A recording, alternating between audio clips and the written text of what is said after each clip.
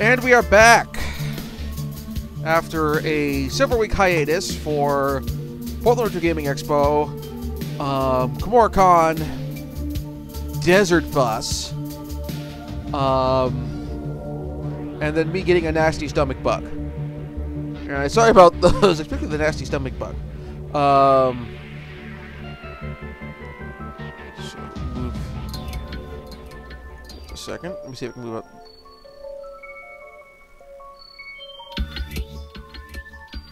Getting the, alright.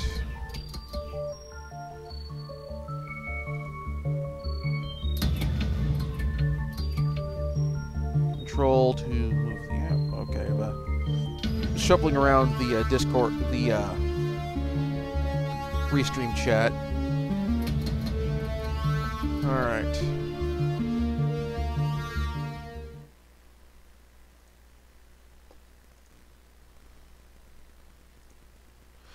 Okay, so we're back at the Cruise Bazaar.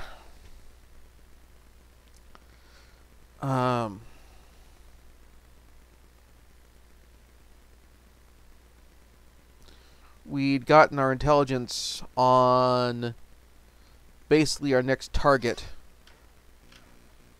Or a bunch of targets. Well, it's a whole slew of side quests.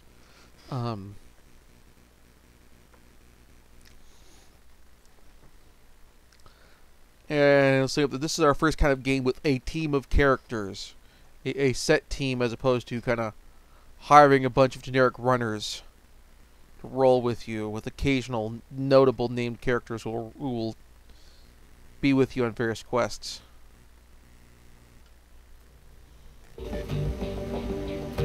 Alright. I finished going through the intel.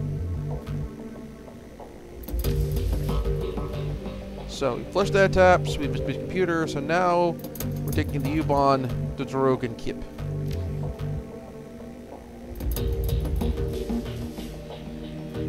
Talk to all the various members of the team. Chat again. Yep, no time to talk, now it's business.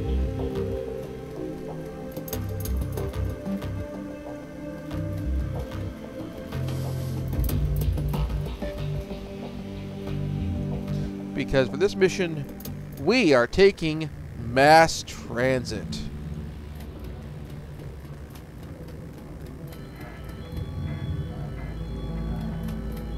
Alright, so before we get too far into this, let's actually save our game one more time. Extra blood. I mean, blood's fine. I don't need extra blood.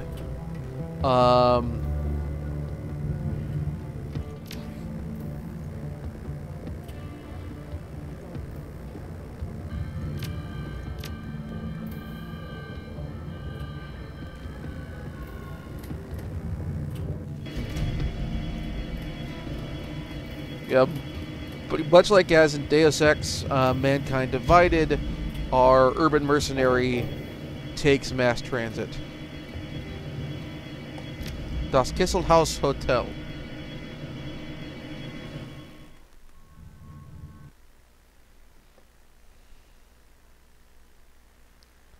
Well, this is coming up. Oh. Das Kesselhaus Hotel and Nightclub, crown jewel of Dragonfall, the filthiest keys in Berlin. The door of the ground level dance club was like bashing your head against a wall of sound.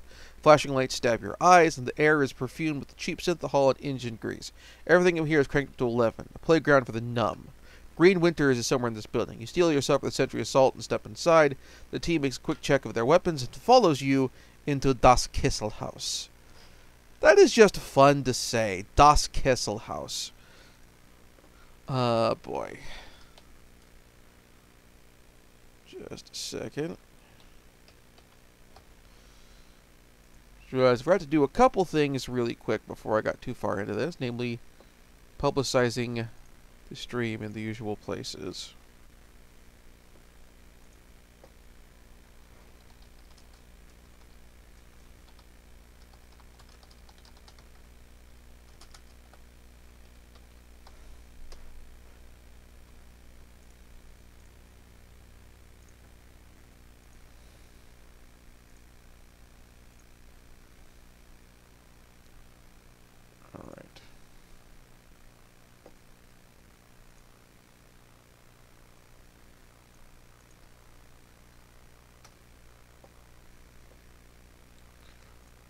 places. We're going to do this real quick.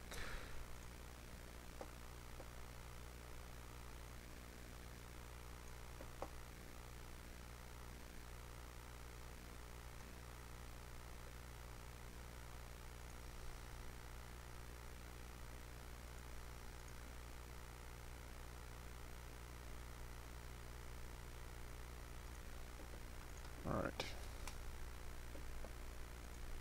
Okay. This is alright, so here's my gear. When I craft work, I've now upgraded my deck. Nothing in the stash to put in here because I probably should have bought some more med kits or something. But oh well. I have a save before I came here, so we're good. Appropriate cyberpunk techno without being full boots and pants.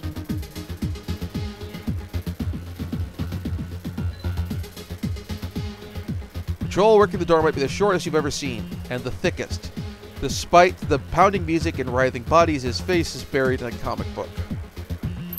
He looks up, gives you a cursory one over in size. Welcome to Das Kessel House, now under new management. Again. There's no cover, just go on in and get your fix. That is a man who has run out of fracks to give. That's corner at the bar over there, he'll take care of you. Puts his nose back in his comic book while tapping a meaty thumb on the black plastic slung from his belt. A high-powered stun gun. Just play nice, or you'll meet a zap. Have fun. Can I know him? Knows comic book. I doubt it. This place isn't filled with interesting people just dying to meet you, so go meet them.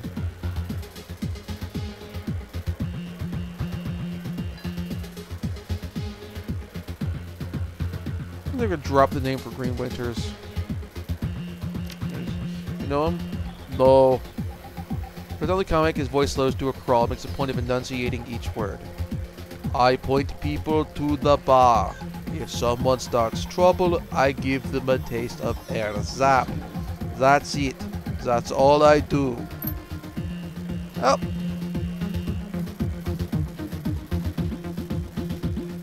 He doesn't know who you are. He doesn't care who you are. He just wants you to... his job is basically, if somebody makes a problem, to throw them out. And that make sure they don't come back in. The music out here on the floor is way too loud for comfort. The scene going out the bar is even louder. The dealer on duty said that passing behind the bar, a desperate-looking young woman is pleading with him, apparently little effect. Alright, Silk, I'm going to explain how this works for you one more time. I get my cash, you get your cram. No cash, no cram. Period. But I need it, Kroner. Come on. The words come out in desperate whine. Pale skin, sunken eyes, a troubling lip, all point to the early symptoms of withdrawal. And I have cash, I totally do. It's up in my room, but you guys won't let me up there to get it. Hotel's under new management, beautiful. You don't have a room anymore. Whatever was up there, you might as well forget about it. But that was all I had. And I have to get right. Soon. Maybe we could work out a trade. Cram for services. Oh, you're a piece of work. Services? Her eyes, understanding slowly show some of the woman's face. Her eyes go wide. Come on, Kroner, you gotta be fucking kidding me.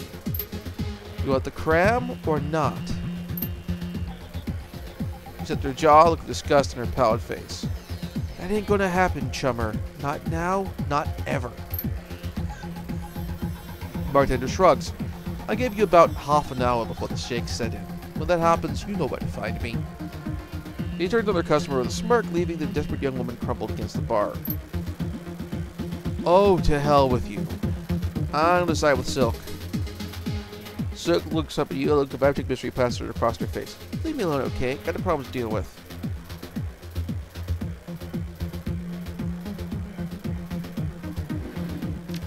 Get clean. I don't like the shaking thing. Oh, look, around you, you see. Rush down. You don't. My life is better on Cram. Why would I ever want to stop?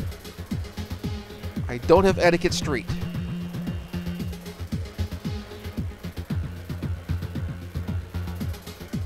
Should have picked that one. Oh well. Yeah, what makes you think you're willing to help me? What makes you think anyone can? Experience. I'll help you with... Yeah. Experience. I've been working in the shadows for a bit.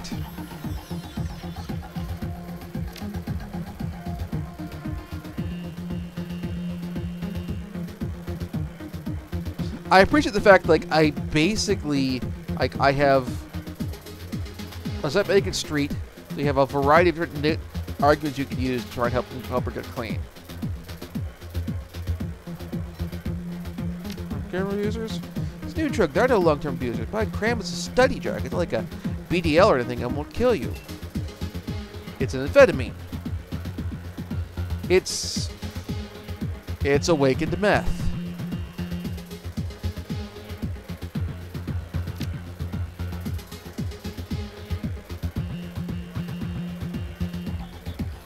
Well, I hadn't heard that before.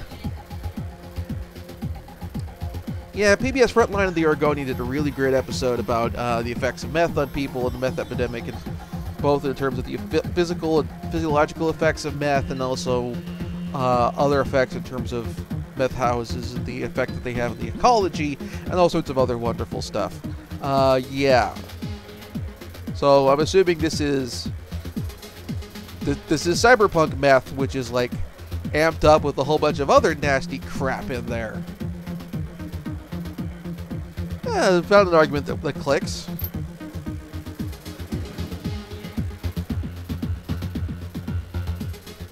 Alright, I'm not gonna hook with Cram. I hope we get her stuff back.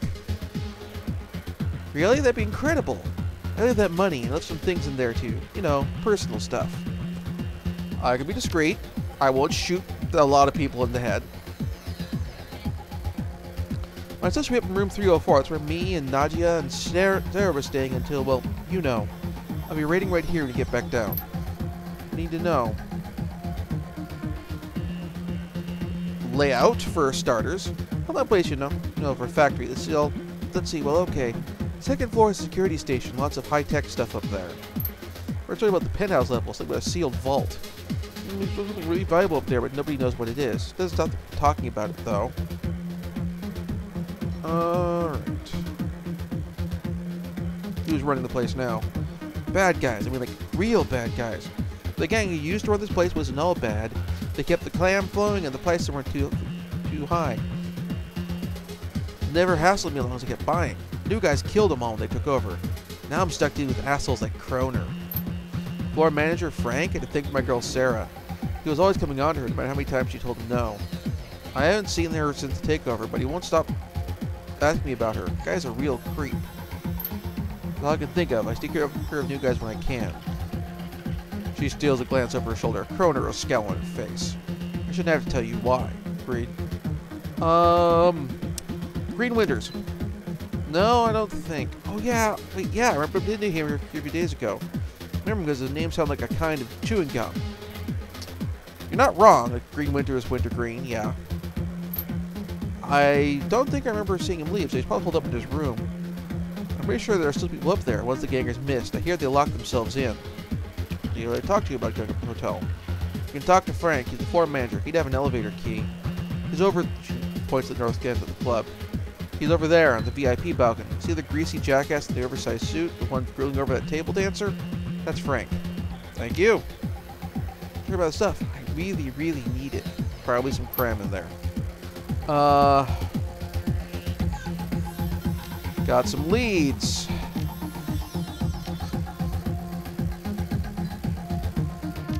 New saves for new area.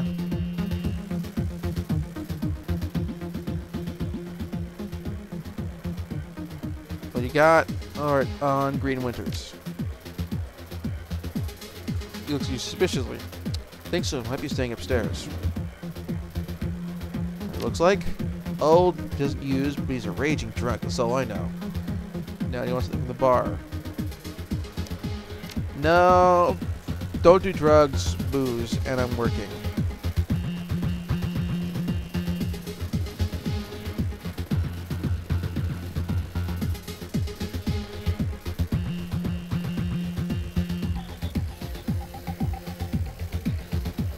There's Frank. See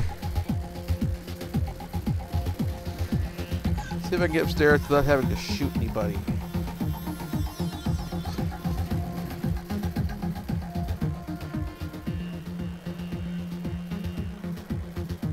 Pinned to the floor, manager is too expensive for this neighborhood and too baggy to be his. Suit is a name tag. Frank.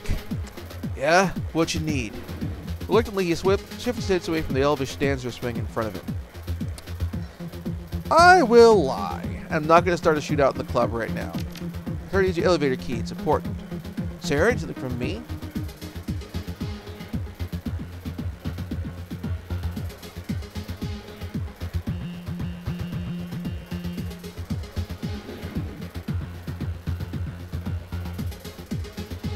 It was a bad way. I better help her out.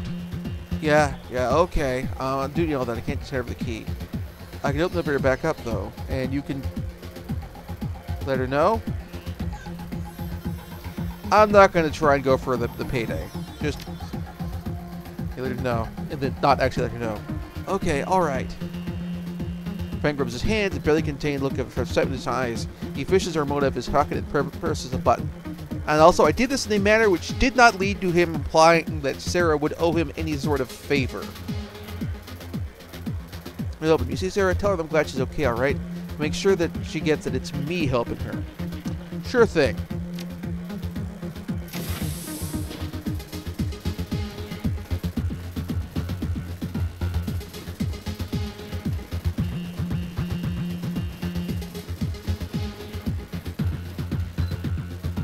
And there's the elevator.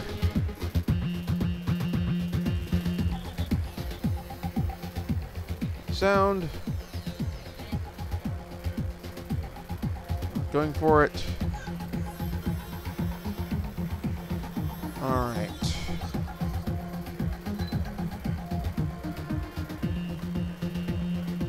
Third floor.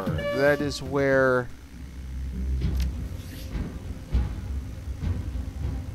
Silk's belongings are, I think.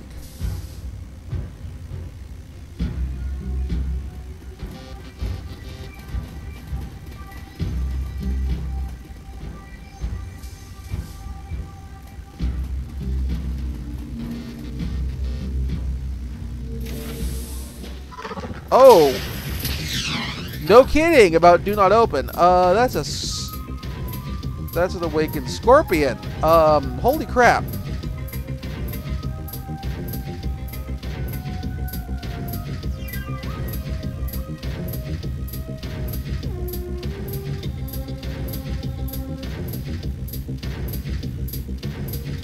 Alright, second, I need to hide my taskbar real quick because it is blocking my...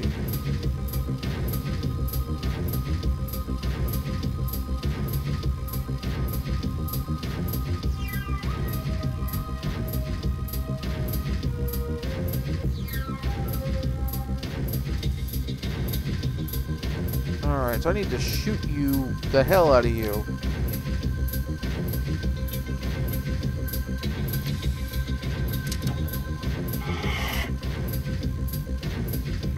And where's the cover? There is no cover here I can use. So,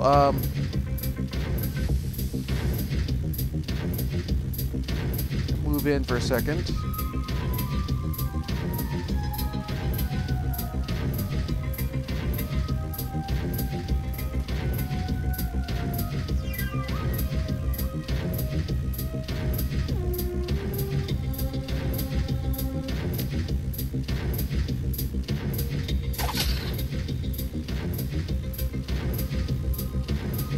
Iger, would you mind sanctioning them, please?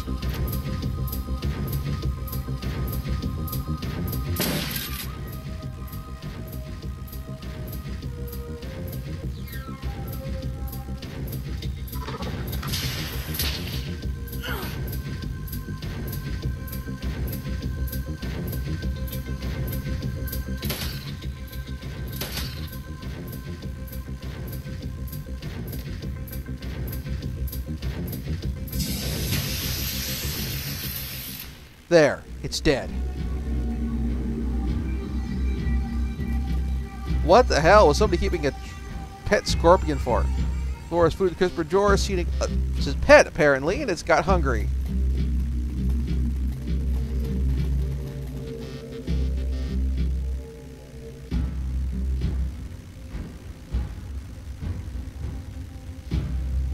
Taskbar back on.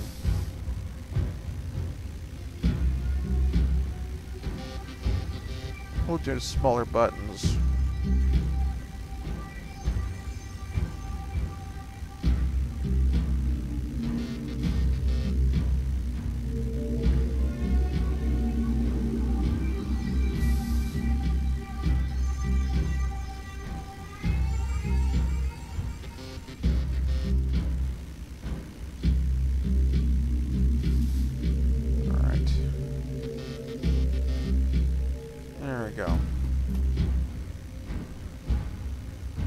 So that was the room.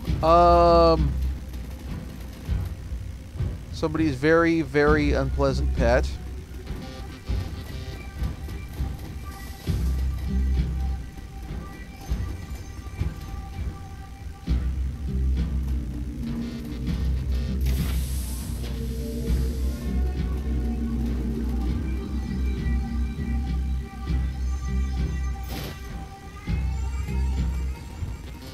Silk's cred stick, Silk's teddy bear, Silk's tiny cookbook,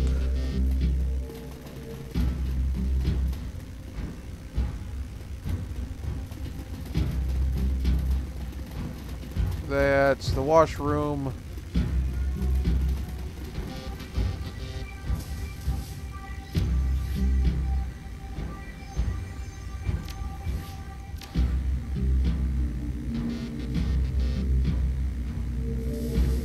save my game here again because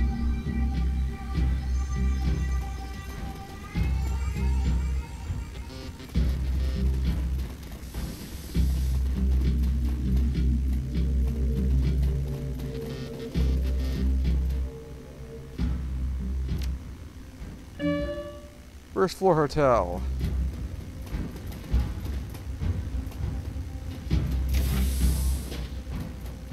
Hello?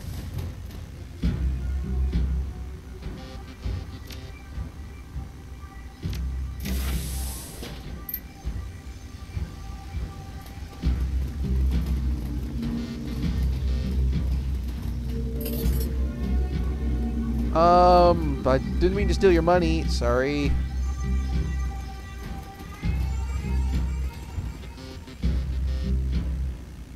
Can't use this yet, but that is definitely something I'm going to want to use later once I've upped my pistol skill and gotten a smart link.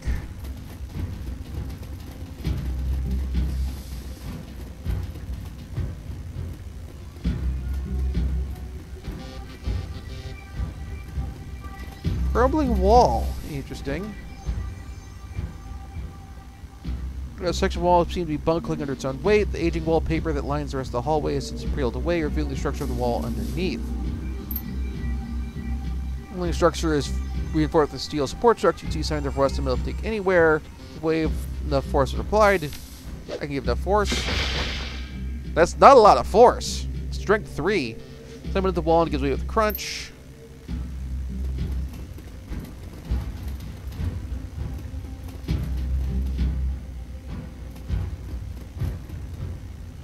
Table. Searching the corner desk, you find a small synth leather-bound journal. Entry, each long frantic, barely legible handwriting, crude doodles with the margins. First entry. Okay. I know that Eddie's up to something. Like, I heard him today talking to the guy who works in the kitchen, asking where the cleaning supplies are at. I've seen Eddie's room. The dude never cleaned a day in his life. I'm gonna follow him tomorrow and find out what his deal is. Maybe just selling mouthwash to the hobos a block down at the old hot bus depot. Second entry. I knew it. Fragging Eddie. Yesterday. I was up on the third floor because I saw him yesterday up on the third floor at the vending machine down here. I saw the soy cap. He came up and went over the out of order latrine. Punched in the code. Didn't know I was watching, did you, Eddie? Well, I ain't so stupid. He put in 248, and I'm going to stay up and find out what he's doing in there. What's he doing in there?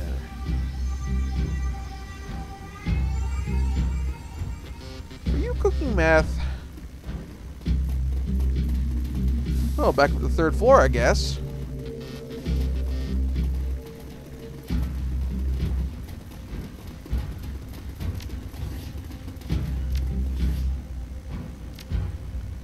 No, not that one.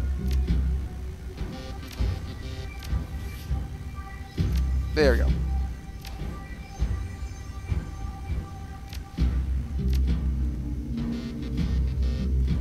Hi.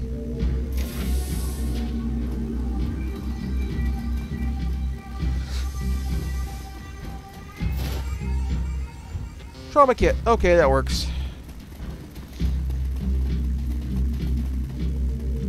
My one is an actual med kit, but I'll take what I can get.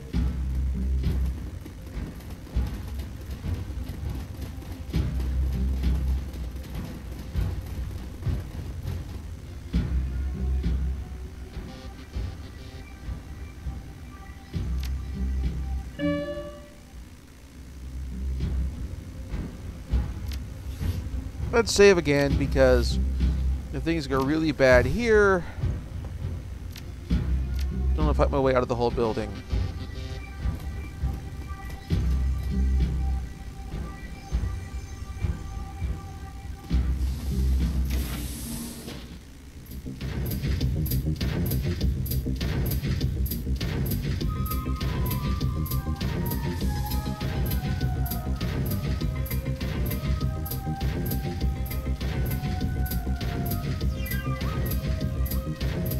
Show up either of you, but let's make you easier to kill.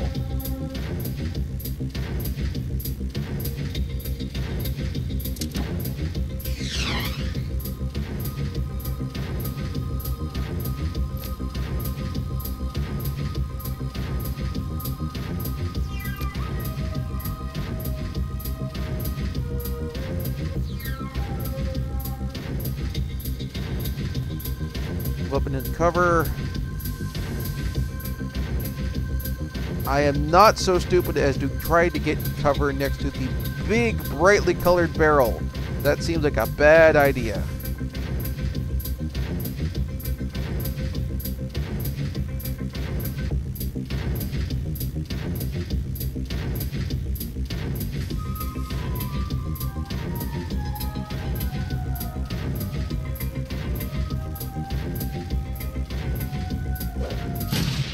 You accidentally hit your buddy with a grenade. Oh.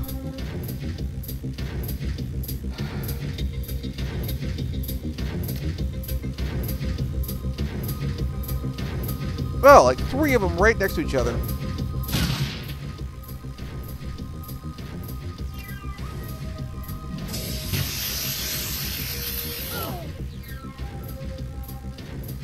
I mean, you're making this easy.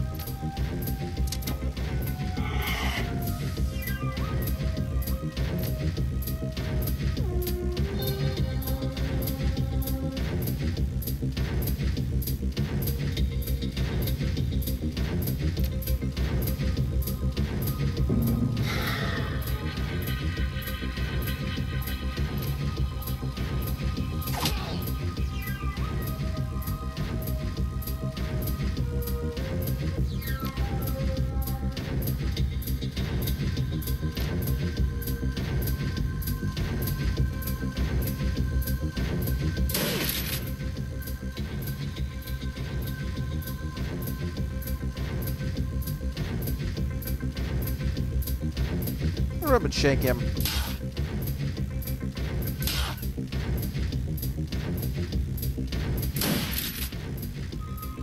Oh, really? You went right next to the big, brightly colorful barrel?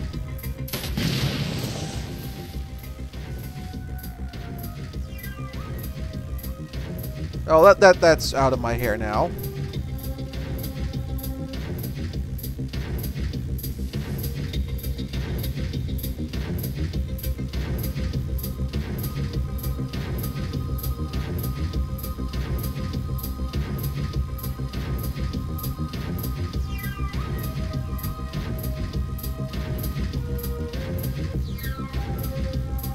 You mind finishing him off, please? Thank you.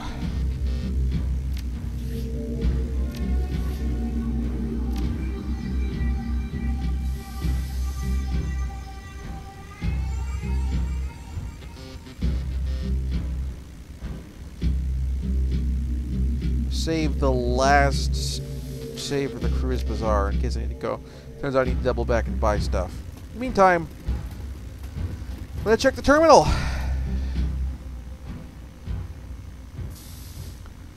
Guess register by name. Alright, green.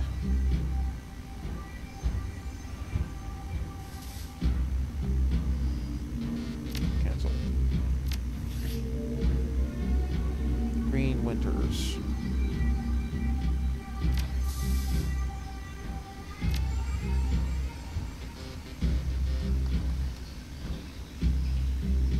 Staying in room 4, floor 4 on room 405. Attached notes. New coming changed again. Put son of a bitch. Anyway, dude's been renting down all of our biggest rooms for months, so I guess I shouldn't complain too much. New code is 1989. Menu. Admin services. Cancel. I don't have the admin password.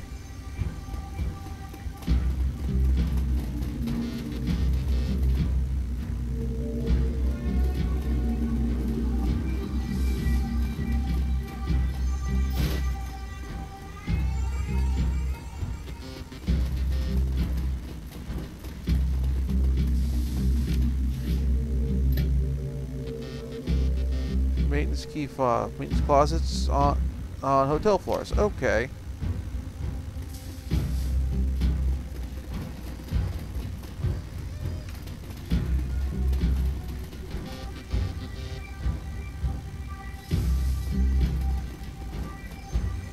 Let me check something.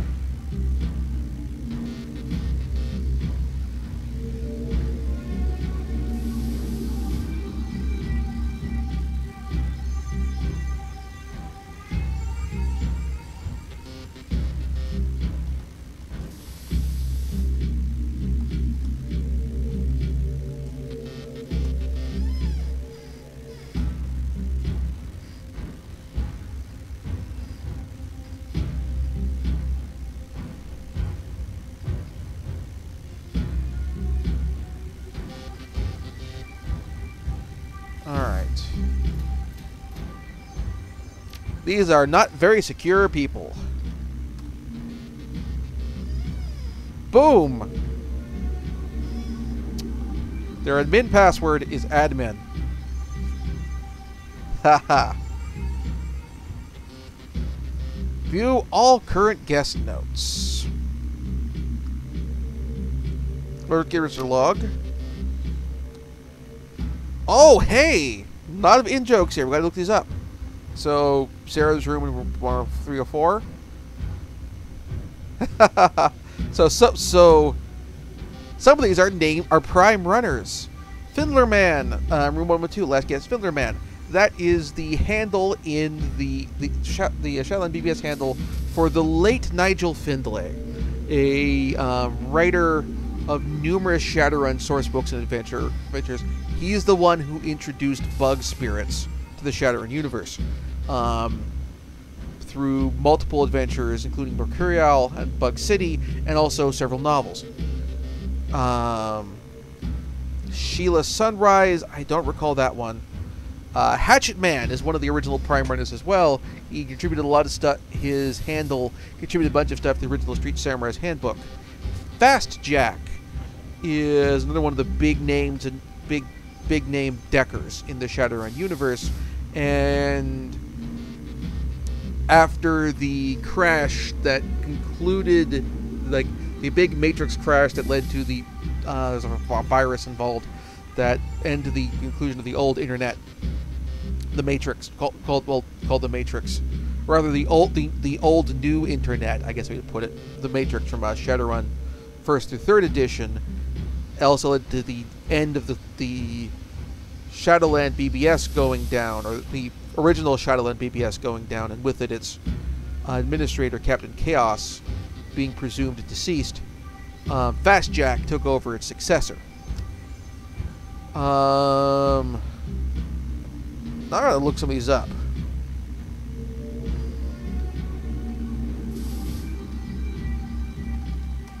Vandal. Does any of these?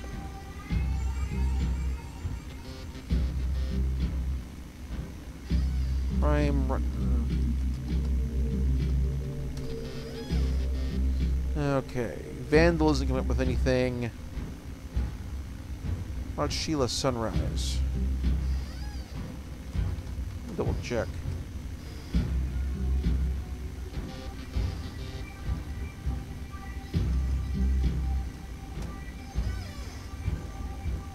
Sheila Sunrise shows up in the Shadow Talk for the Fields of Fire source book.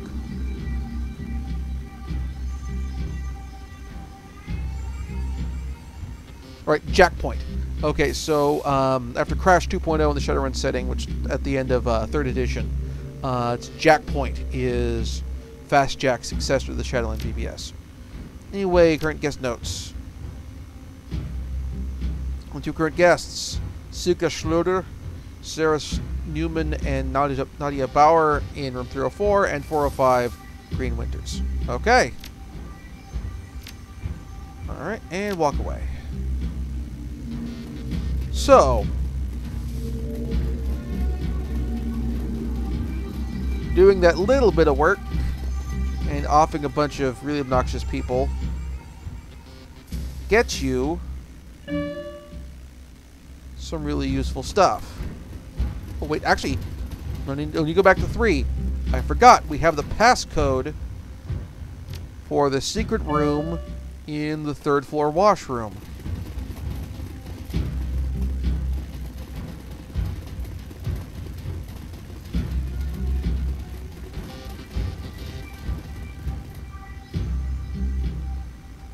Oh, come on. 2478.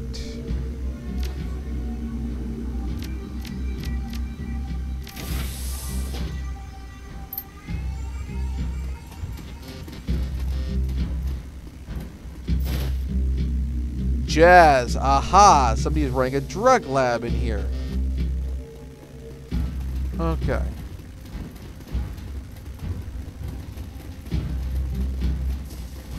Oh, and I can get into the closet.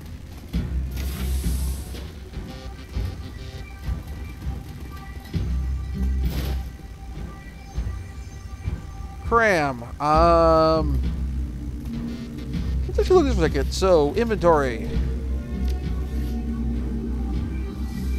Got Jazz, we got Cram. Then plus combat stim, that's quickness +2 when AP +1 for 5 rounds. Cram 3 action points and 2 movement. So it ups your number of actions and your movement, but does not affect your quickness, which in turn affects a whole bunch of associated stuff. I'd like to go back and look at my stats for a second.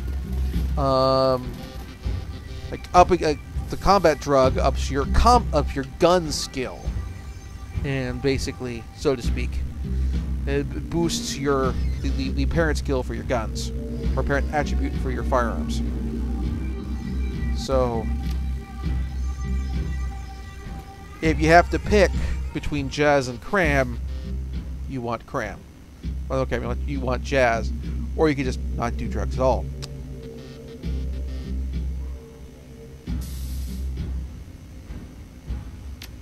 Hit the 4th floor now.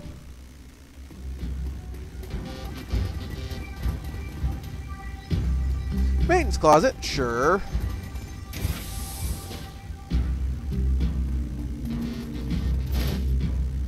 Hey, frag grenade.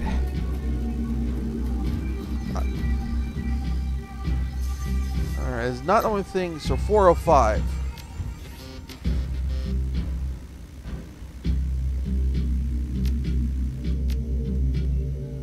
When I think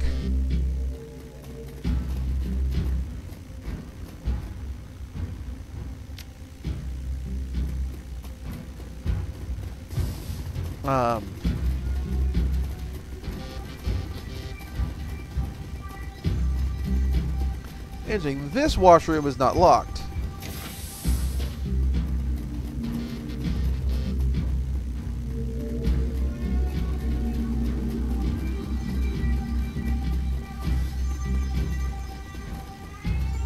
When I think having to evict people from these sort of apartment complexes in this dark dystopian cyberpunk future, I think of having to use frag grenades in the process.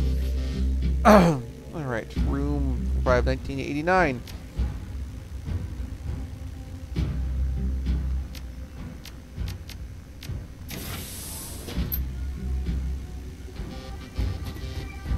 Hello? Whoa, two fairly large server clusters. A bunch of fans to keep them cool. You alive? No. No, he's not. He's dead. He is very much cooked.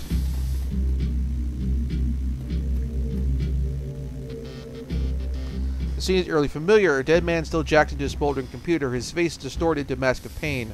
Blue smoke spews from his data jack, like Monica. There's something else. The man's outline is wrong. It takes a moment to sink in. His back is bent at an impossible angle. This is kind of like the... If I was going to describe a single scene, cyberpunk in a nutshell, it's people walking in on a room, going to meet their contact in their investigation, and finding them dead at their computer with the data jack still running in, hooking them up, still jacked in. Now, whether the thing that killed them is ice, or whether the thing that killed them was being so engrossed in the virtual world that they didn't have something watching their back for threats in meat space, that's up to you. Jesus. Looks like he convulsed hard enough to break his own spine. Is that even possible? Glory gestures at the twisted form on the carpet. You tell me. Actually, that is a good question. If it is in fact not possible, it is entirely the situation that somebody compromised the room, snapped his back while he was jacked into someplace, and the physical damage also caused him to get taken out by what happened while he was dealing with ice in the virtual world, while jacked in. Iger kneels beside the corpse, spitting to peer at his face. Match the description that Altu gave us. It's Green Winters. She straightens, glancing back over the body before turning attention to you. This would happen to Monica? I expect it would have. We jacked her out in time to prevent it. Hell of a way to go. Yeah, getting that. Iger takes another glance at the broken corpse, and you can see the uncertainty growing in her eyes. I have seen biofeedback deaths before. Never seen anything like this. Then you inspect the body, you find smears of blood on the carpet near Winter's right arm. Moving the arm aside, you see a number written across the floor. 19612. Use your PDA to take a holopic of the number and then on the body, and then step away. A clue: mysterious numbers. Painting. The walls is a large, godly framed painting, impressionist landscape, inexpertly rendered in splotches of cheap acrylic. Nameplate on the frame reads Harz Mountains 2011. Getting aside, nothing there. And one of these is probably have a safe behind it. The wall is a large, godly framed painting, and on the match of still left some kitchen objects sitting on a table.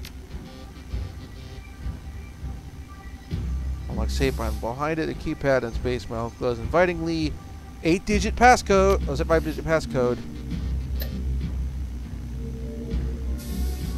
91612. 2. As I find a bundle of old, well-worn Mia discs. The word "Watch Me" had been hastily written on the back of the topmost disc. Discs.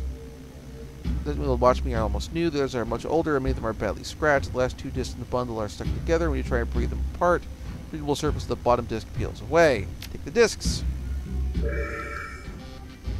Safe. The window by vid foam starts to ring. That's never a good sign. Vid phone, optional. Hey there, Chief. Don't hang up. I got a proposition for you. Who are you and how do you know I was here? Camera in the corner of the room. Glancing up, you'll see security cameras. They're tiny things. They're casings colored to put into your wallpaper. Easy if you know to look for them. Wave high. I'm on the other side of them. Everyone knows the building under management, right? And gentlemen fresh corpses being strewn over the hotel. I'm guessing you don't like the new guys any better than I do. I wonder if that line's going to be different if I didn't go to the 2nd floor and shoot up the joint. Make you an offer. You help cover my escape and help you get into a secure vault on the top floor. Belong to the leader of the gang who used to run the place. Well, I was planning to go up there anyway, so sure. Trust me, it's still secure. I set the security protocols myself. The last decker they brought in to take a crack at it came out in a stretcher. Haven't found too many volunteers since then. Who used to run the place? They call themselves the Schwarzherzen. They pretty much ran Dragonfall until a few days ago. Not a pleasant bunch, but they're certainly better than jackasses we've got in here now. So the new guys. They're terrible people, real bad guys, all of them. I mean to rush me all this later, you know, after we get out of the building full of murderous thugs.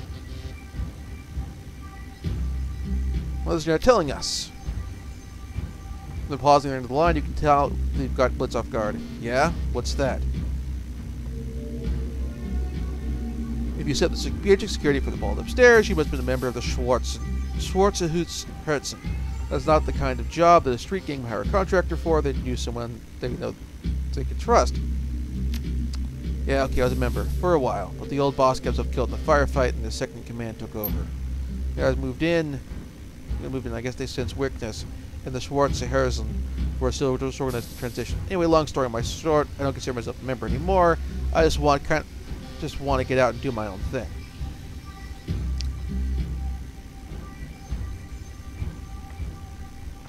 That is a pretty big omission.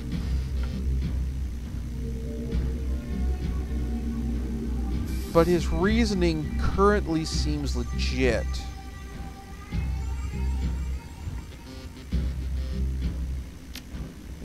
Look, what would matter if I was Mr. Schwarzherzen? I'm sure you have some shitty friends too.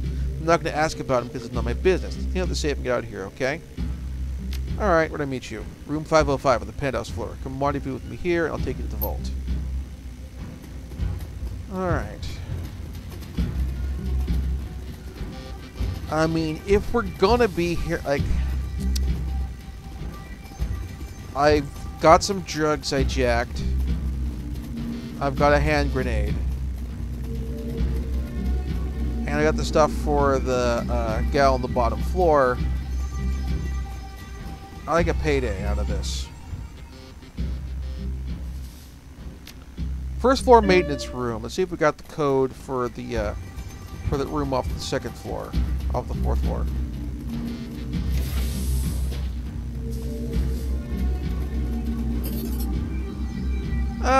Pocket change. Okay.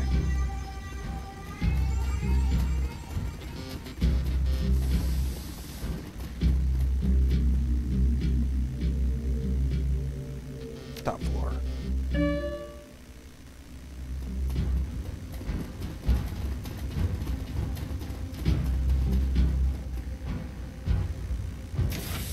Alright, let's talk. Knew you'd come. I've always been a good judge of character. Well, I'm a runner looking for a payday. Me in person, I'll formally introduce myself. I just had to salute. Blitz, Decker Extraordinaire, at your service. Count 0. The vaults are just around the corner. To get there, I can unlock it with a few clicks on the keypad. Blitz offers something between a smile and a smirk. Put myself a back door into the security system. Never hurts to be careful. Sounds good.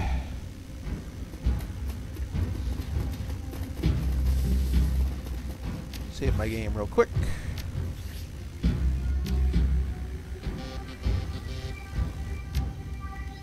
Just don't get yourself shot to pieces before you can pick up the loot.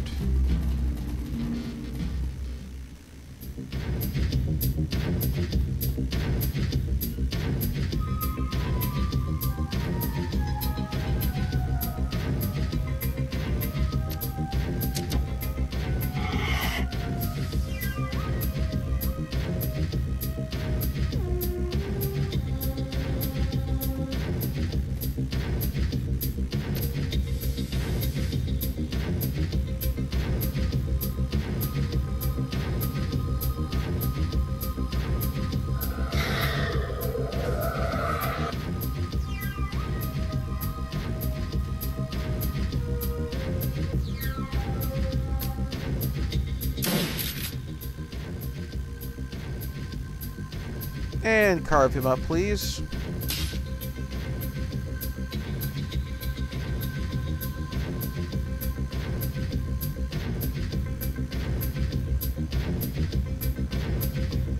There.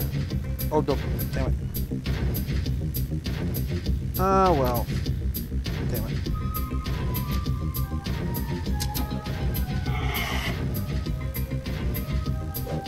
And we're bunched up.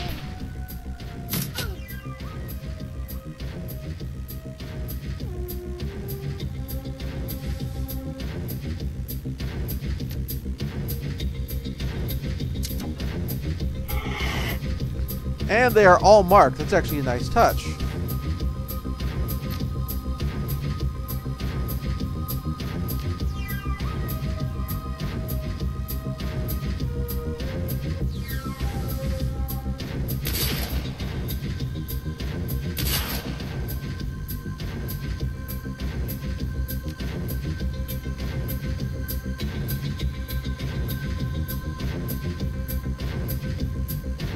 Shank the goon, please.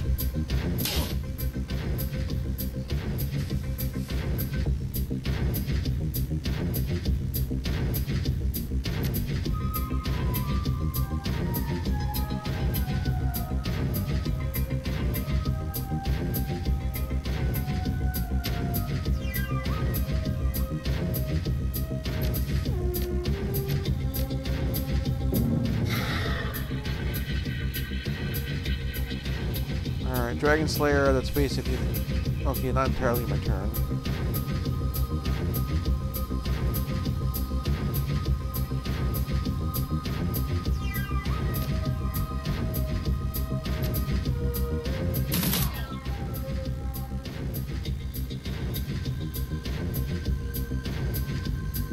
And you can just hold position. Oh, actually... Oh, I actually hit!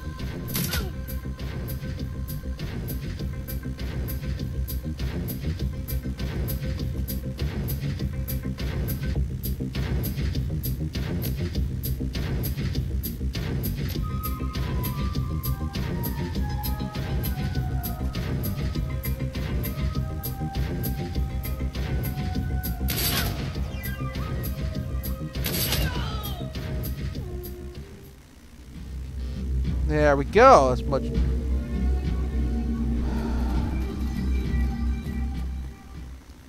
All right, here we go. Tap, tap, tap. Done. Wait, when did that thing get installed? Take cover.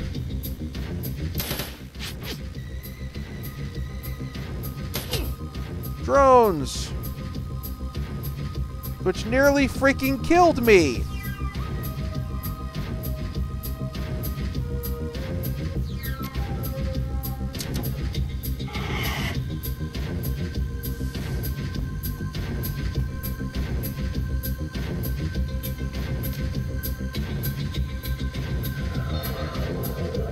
Goodness, it heals your last wound, which was just the one.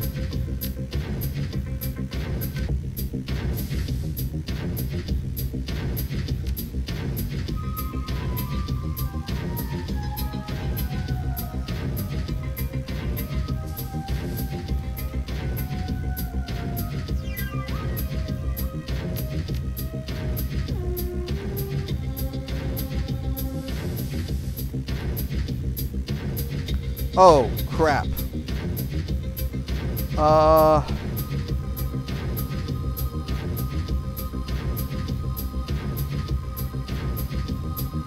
Didn't know there was an angry troll over there.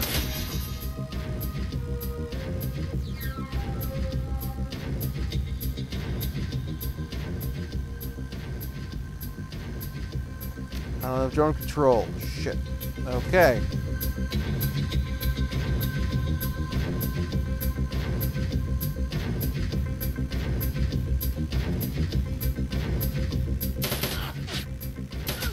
Damn, I screwed up.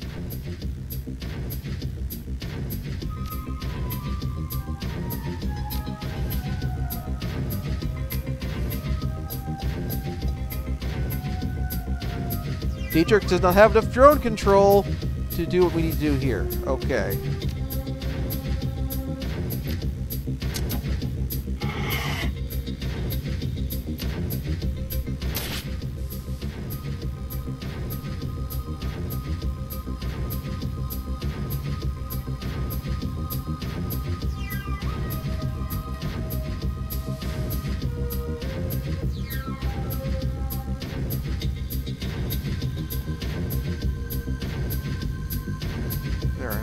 Don't waste the trouble by blind sight on the drone.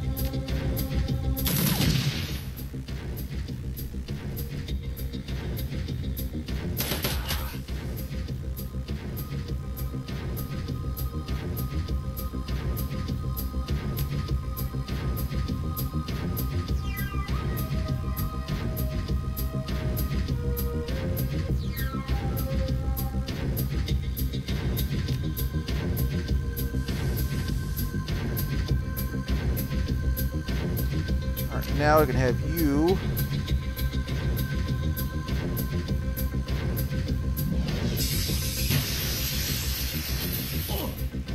cook the troll. Haha.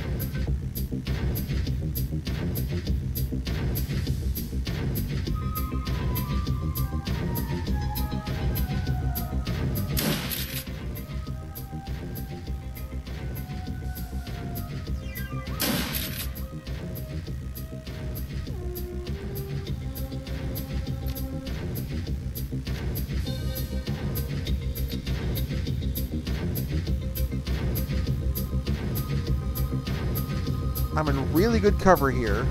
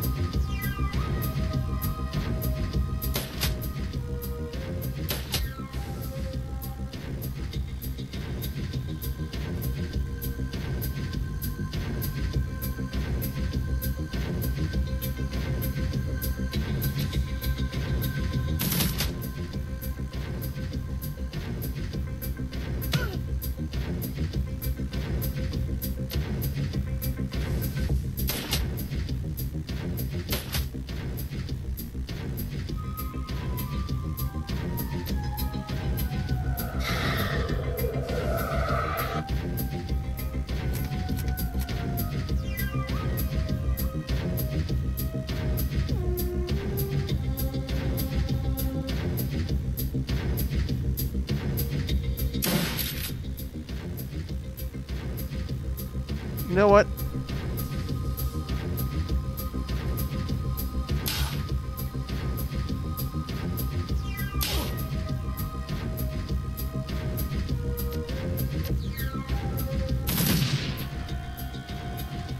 Cedrigan is down. Okay.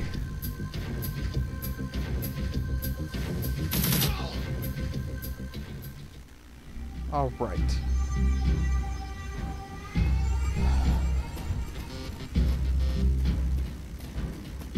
Let's, with no further, that's enough surprises.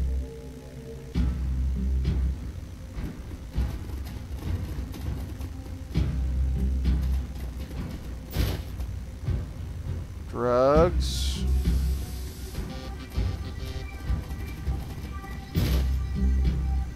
Formula for making drugs.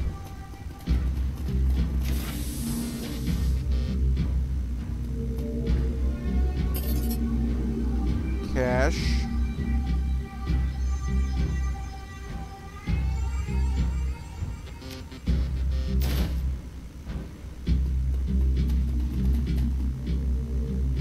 Broken hover place, take the drone, I can try to fix up later. Is all he had in here? Trek.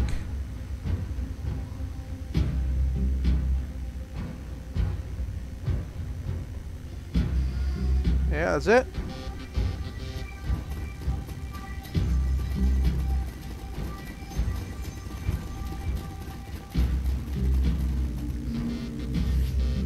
Let's save my game before they start noticing the large quantities of automatic weapons fire. Actually, not automatic weapon fire. It's mainly shotguns, which honestly.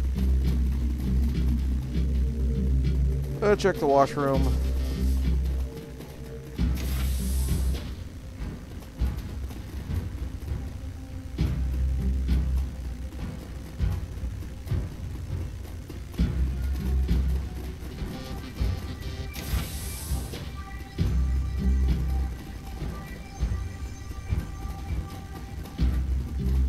Oh, hey.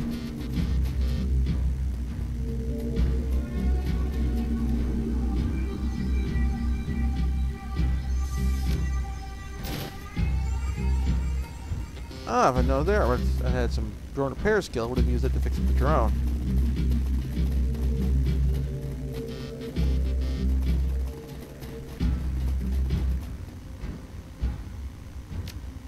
Club level.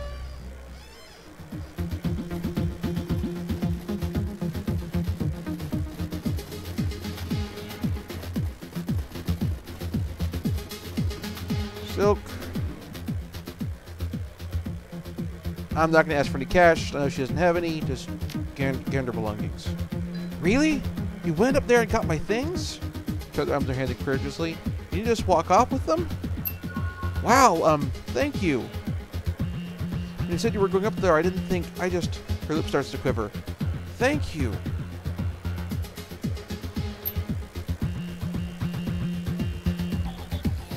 I'm not trying to get, I'm trying to talk you out of drugs, out of a drug habit.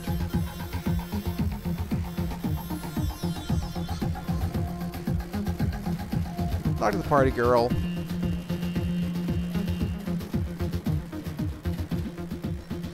Early corners of model stim junkie, all wild eyes, nervous energy, music smile so white as the board on grotesque. Hey, good looking. You want a party? Excuse me? Hey, you got some cram? I love a guy's willing to share. I just been talking people out of gazing cram. Or we'll see.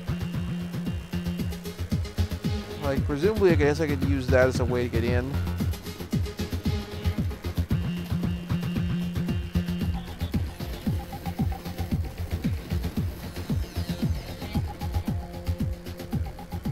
Hey, thanks for the assist. Can't tell you how happy I am to leave this place behind. Every help, I'm terribly stuck in here. I'm the picnic, I'll tell you that much. Say, you wouldn't happen to need a Nova Hot Decker. Would you? I suddenly found myself unemployed. I am a decker. Well, like, well, oh damn. Well, also some rigging skills too. I can do that. You can look at that too. I'll just bring out the gun. Worst case scenario, get more warm by through the ranks and takes a hit. Come on, buddy. Let me sign on with you. You won't regret it. All right, welcome aboard. Excellent. Fantastic. I promise you won't regret it. Join your team. Honestly, I don't have a rigger, so it's nice having a rigger on board. I basically stat him up as a designated rigger, since I'm planning on focusing on decker. Your team makes its way back to the nearest U-Bahn station. 20 minutes later, you're on a return trip to the cruise bazaar, leaving the filth of Droken Kip far behind, but the image of Green Winter's twisted corpse continues to linger in your mind. You list from the disc you pulled from Winter's safe to the light. Reflections dance off the surface. With luck, pretty soon you'll have the answers you've been looking for. How are we doing for time? An hour. We can do like one more interlude. Try to keep these Wednesday night streams shorter.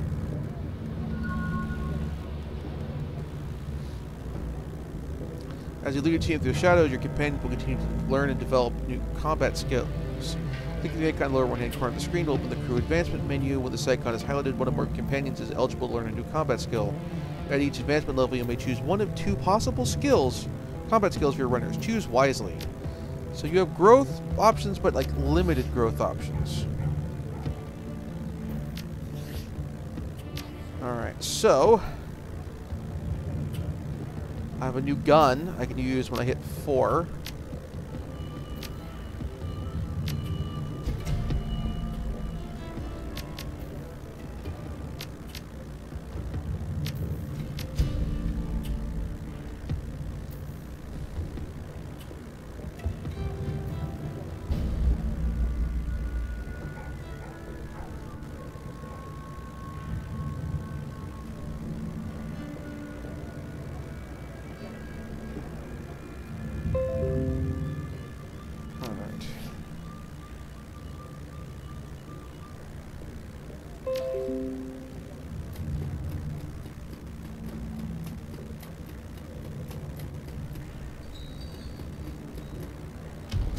I can make a donation. Donation.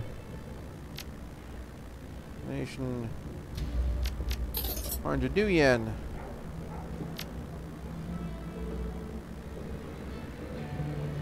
Almost there.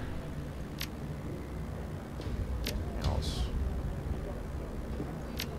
Passing by. Oh, actually, I can afford the next 50. Donation. 50. Problem always happen. Thank you, mind Fruin. This will go a long way. With this donation, we reached our first goal. Thank you for your assistance. We'll put your contribution towards stocking the shelter with blankets and heaters. Please do not downplay your contribution. You have shown a kindness time to feel this will. That means something. It means a great deal. Anything else?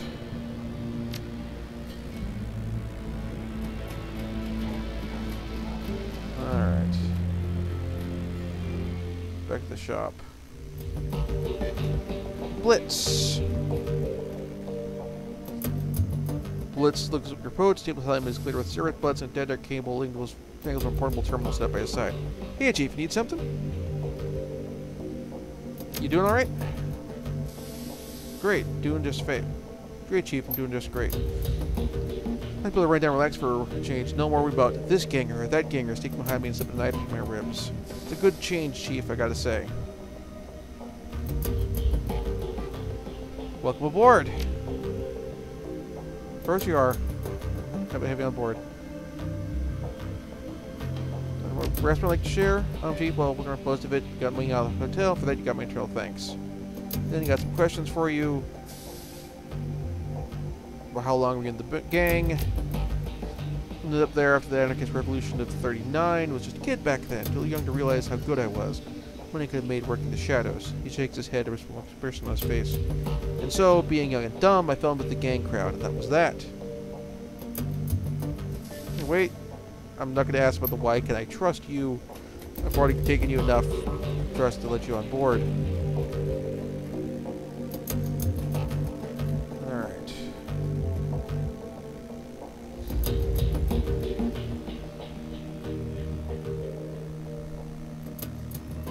Who's a good boy? Pet him.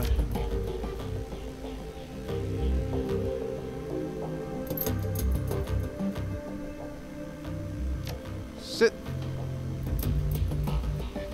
Hit him some more. Talk to Dietrich. That was the last run. With my wrench or something, I guess. Probably gonna be feeling easy, boss, but at least you have a direction to look in. How are you holding up?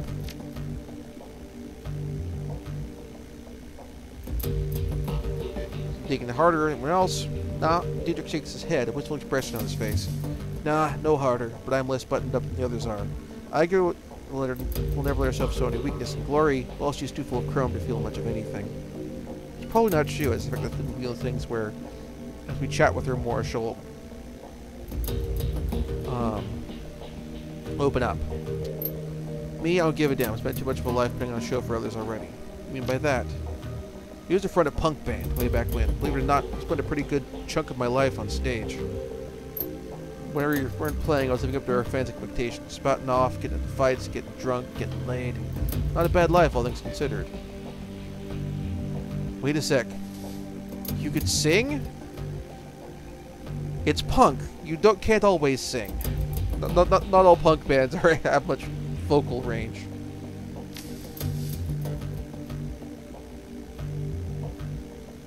I was a front man for a punk band, boss. Like that, boss. Fuck no, I can't sing. Wasn't that bad at riling up a crowd. There are some bands which are classified as punk who have a decent vocal range. Talking Heads are technically classified as punk. Blondie has been classified as punk, and for those of you youngins who haven't listened to the Blondie,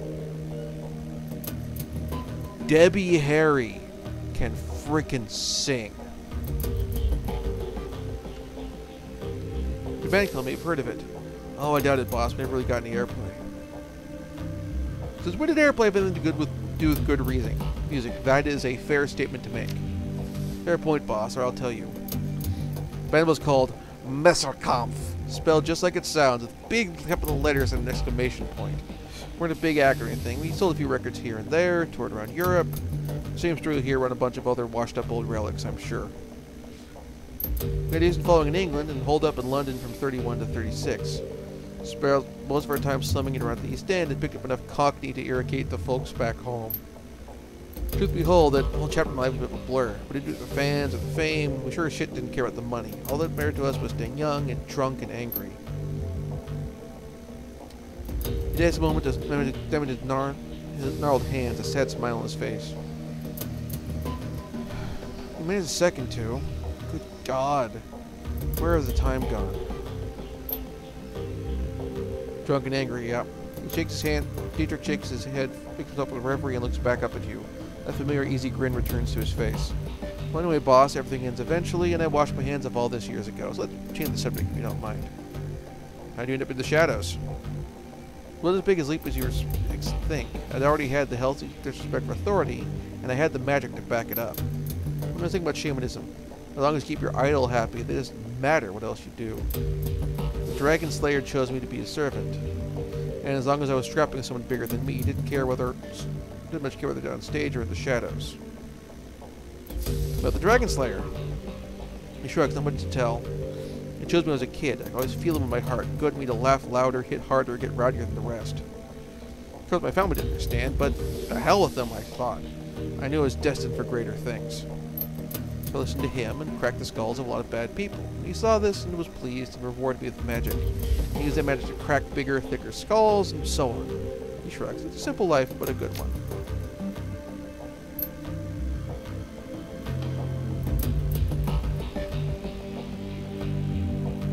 Oh, I did level up. Alright, Iger. How do I do this? Sniper rifle ability, so shotgun specialist or sniper? Sniper would actually be a nice advancement there.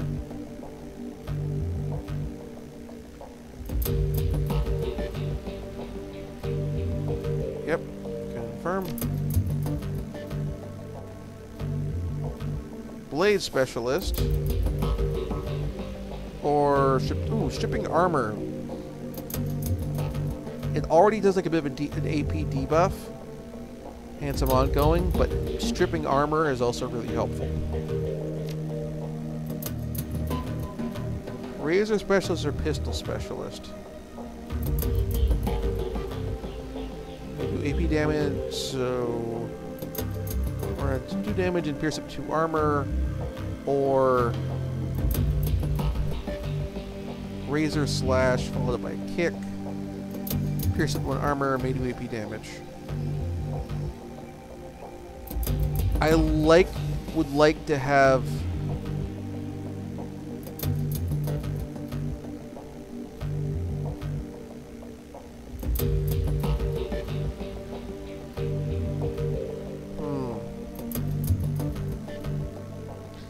I mean, the thing with being the combat medic is you have to be in the thick of things to heal people.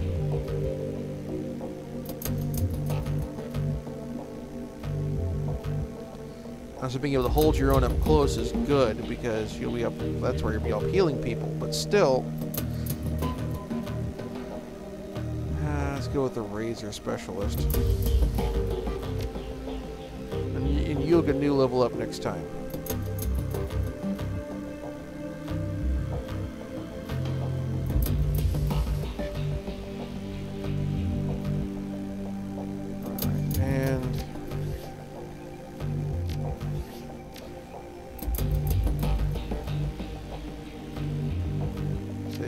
Here.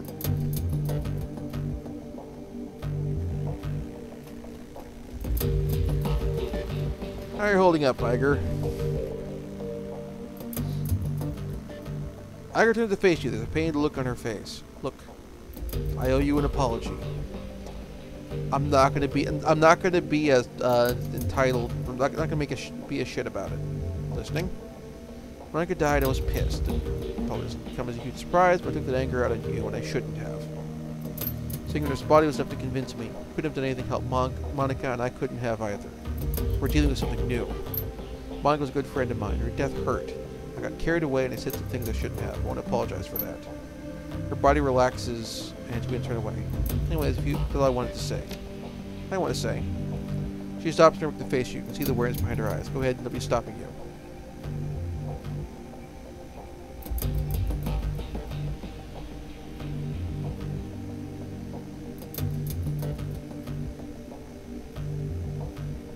Glad you've got my back.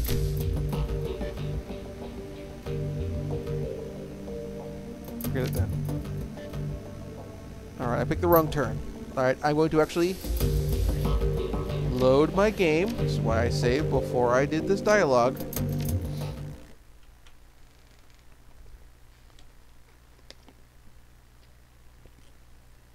I forgot my briefing from Monica. But Iger is a hard ass, and she expects hard assery.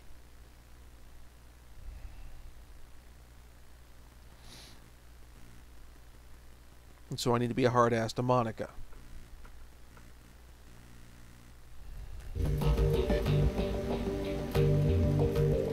Or hard ass to Iger.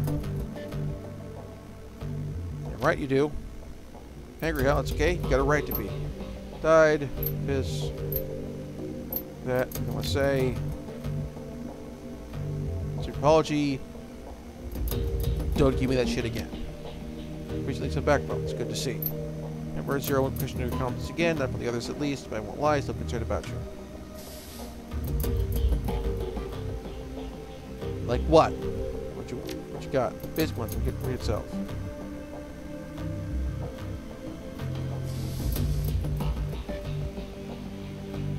Talking about. You know, there's be a bad luck with unexperienced teammates and leave it at that. Okay. You should go.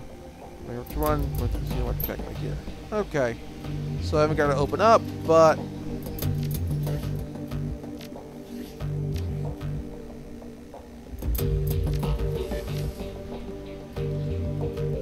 haven't got to open up to me yet, but I've got to apologize. That's the first step. Are you holding up? Solid. You're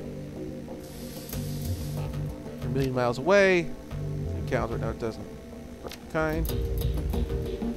sharing, what's reasons, Christian stand up, sure. The edge in her voice tells you to continue this conversation.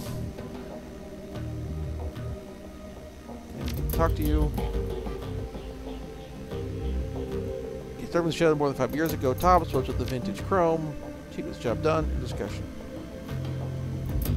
I think so. Change stamps in my time. When you ever see anyone default to, they'll say rather old. You're right, more than moving on, but I'm not interested in talking about it. Drawn.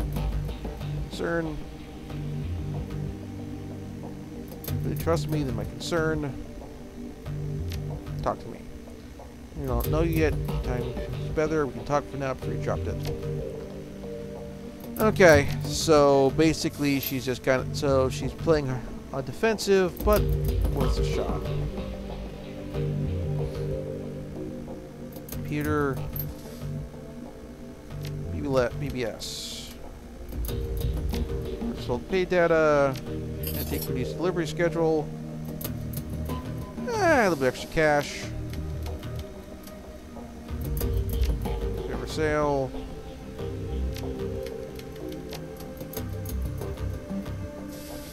Thread. Client screwed me. Benno was a fraud. Broke my first rule. Always get full payment up front. Benno was a fraud. I broke my first rule. Always get full payment up front. Left me hanging for 50% of the cash after completing the job. I'm sure he will change the name by the time this posting goes up. Male elf, brown hair, gold eyes, look to be in his mid-30s. Be careful who you work for out there. Never thought I'd see you admit to mistake on here. Thanks for the heads up. Keep my eyes open. We'll forward any info I come across if you're still looking to collect from the guy. Take some surveillance footage. This your man? Blitz, my buddy. Sure is. Nice one. But to take with you if this leaves pants out. Good to see there's still some honor among runners. Where to find elves? Is there any elf bulbs or bars in this down here?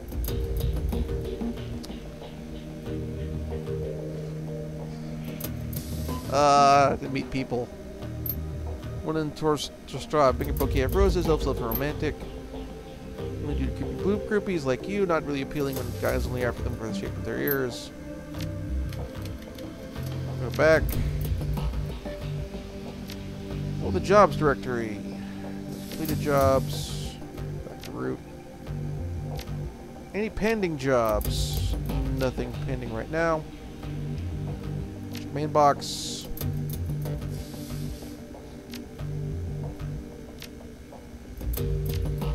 No new jobs. And so with that, quick save again.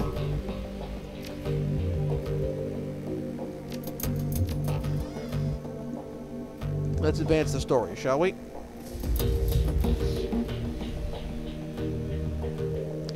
Elm's expression is harder than we've seen before. When he speaks, his voice is grim. Iger has told me of Greenwinter's death. She said that he died the same manner that Monica did. That was not... Yeah, that wasn't good.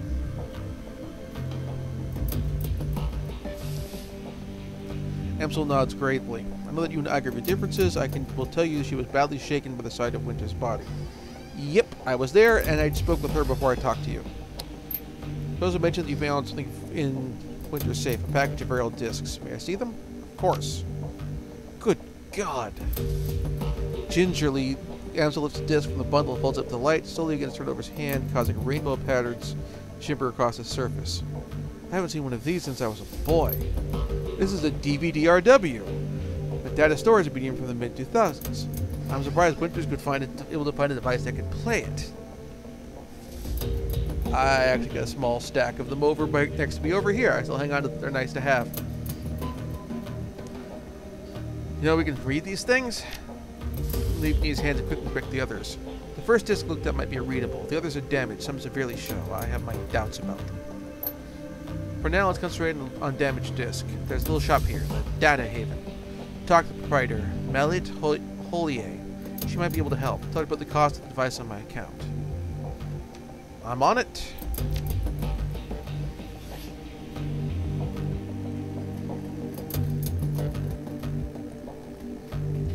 Talk to Mallet about playing back a DVD. I mean, I also have a Blu-ray burner, but yeah.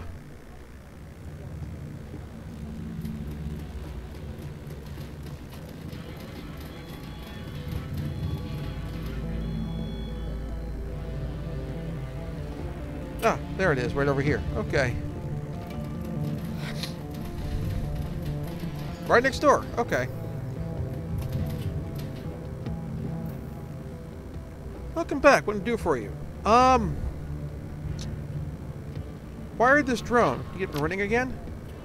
I probably what it takes me doing, though. I love working on those old corp drones. Can't make any guarantees, but either way, it's on the house. Alright. You about? Be a DVD-RW. Really? That is old tech. Very old, in fact. Just a moment. I'll go look.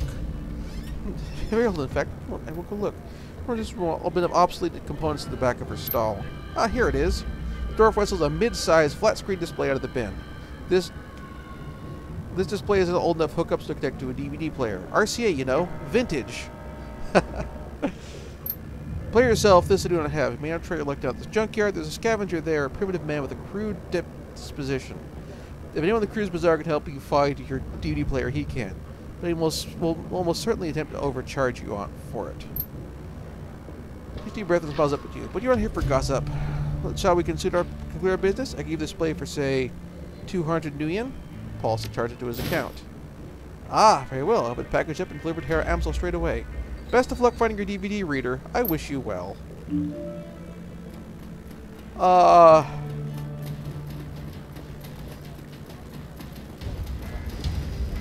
Actually, a larger long lane. Artificial joints coming loudly. He seems heavier today. When he first met, he takes your approach as reason to seat himself and rest. I understand they put you in charge of Monica's outfit. So we're both carrying heavy burdens. I suppose so. We'll see who gets out first. Your will or my plastic knees? Think of me? Are people handling the loss of Monica? This is in shock, but just you wait. That'll pass, and then the panic sets in. You folks have been real discipline around here. Monica kept them calm by keeping them safe. Now that they're gone, the people start realizing what a heap of misery this blasted city can be. You don't seem too worried. Already died once. Every day since is just a bonus. A tired, painful bonus. It doesn't matter to me, but the rest is a different story. Monica kept this place one please. She read the flux like the bird reads the wind or a fish reads the current. Without her, there's no telling what's going to happen. Job out? Anything more about you? Yes. You want to know how I lost the legs? You're offering. For me, one of the elaborate kids running about. Lost the legs during the First Euro War, if you must know. In a bombing. Was for me? Nope, don't mean to bother you. So, I need to find someone. I think you do augments? No. Over here does augments. I need to get cyber eyes.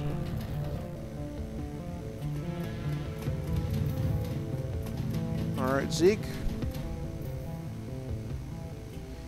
Towards the elephant in rapid conversation, his lips move rapidly and his voice comes out in a slow, quiet tone. The glossy plastic shell of a high-grade comlink glints on his wrist. Listen in. So you lean in and slightly answer your ears. You find you can make out the doctor saying the conversation. No, the price I'm quoting is more than fair. Well below market value. In fact, you can't pay it. That's your problem. Yes, I know the price has gone up. This is a seller's market. Well, then you have to mind the money or go without. I'm sorry, but I have to go. Have patience. This comlink looks up at you, $1 million smile on his face. Sorry about the wait, my friend. Welcome to the Triage Cyber Clinic. I'm Dr. Xavier Ezekiel. Okay, that's a name. Zero pleasure. I need cyberware. I have a data jack.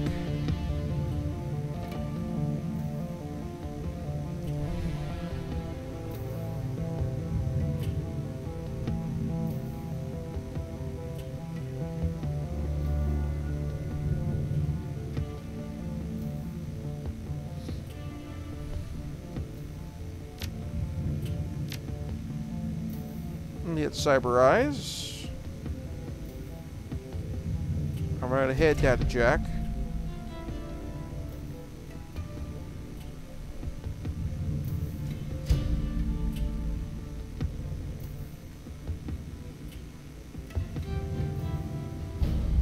None of the cash for dermal plating, but that's okay.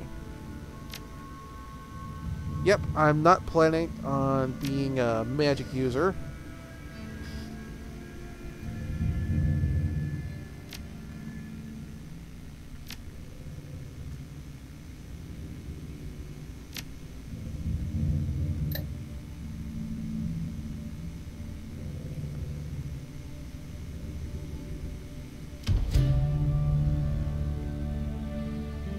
Let's drop these drugs I don't want.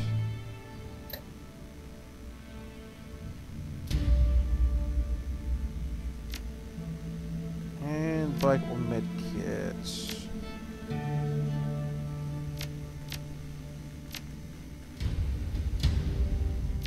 Perfect.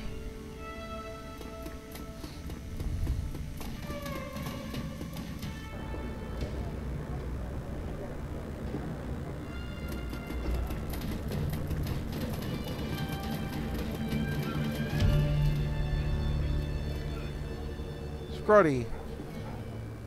Stout-looking old man looks up. Tall man looks up from whatever old tech he's tinkering with to squint at you through thick, old-fashioned glasses. He pushes them up with an oil-stained finger as he straightens up to nod at you. He speaks with a gruff but well-meaning tone, heavily accented with German tonality. Guten Tag! What can I do for you? I know that's Scottish, but whatever. Well, DVDs. Little shrew sent you my way, huh? Shawty's smile broadens. Well, wonders never cease. Introductions are in order, I suppose. Shawty Buchanan at your service. Old man raises a grimy hand and salute. Need something salvaged? Some more components? Vielicht? I'm indeed your man. Wonderful. About the DVD player. Let's see. I think that's something that'll work for you. Shawty rummages through the junk heap on the table behind him. A few seconds later, he snatches up a plastic battered lozenge shape of the pile. Here we go. Old Korean player I dug up last week. 2010 model. A real beauty. Korean player, probably a Samsung. Shawty's smile broadens, gives you a computer trail wink. I fixed her up and got her running, but without any discs to read. I've mostly been using her as a paperweight. How much do you want for it? Shawty glances back at the player, a ruthful expression on his face. Well, I admit, I'm a little loath to part with her. There are plenty of folks out there who really appreciate an older player such as this. I don't know what your intentions are for it.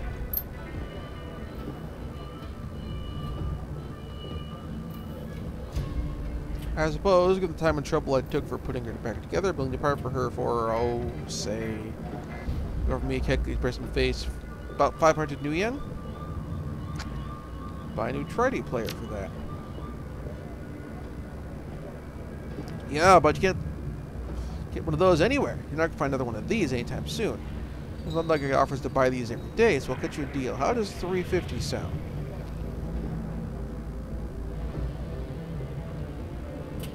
Good, better.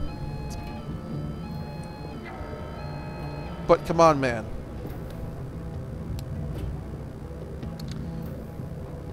We're not talking like a top-loader NES here. We're not talking a I mean, it's... If I had a little more time and I'm willing to hunt around more, I'm not going to muscle it from it. I don't have the strength to do it anyway, but I still wouldn't want to do it.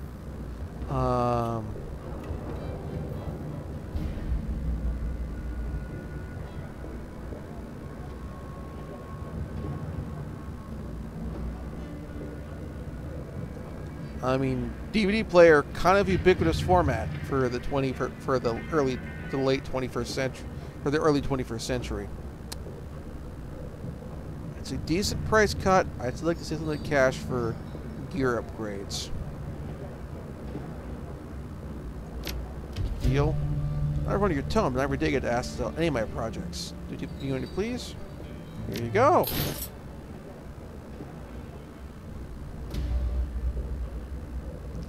Try again to pick up the device from the table and press it in your hands. The plastic is kept warm and rattles a bit when you move it. Give her some good use, okay? I'll also I'm not pushing it too much because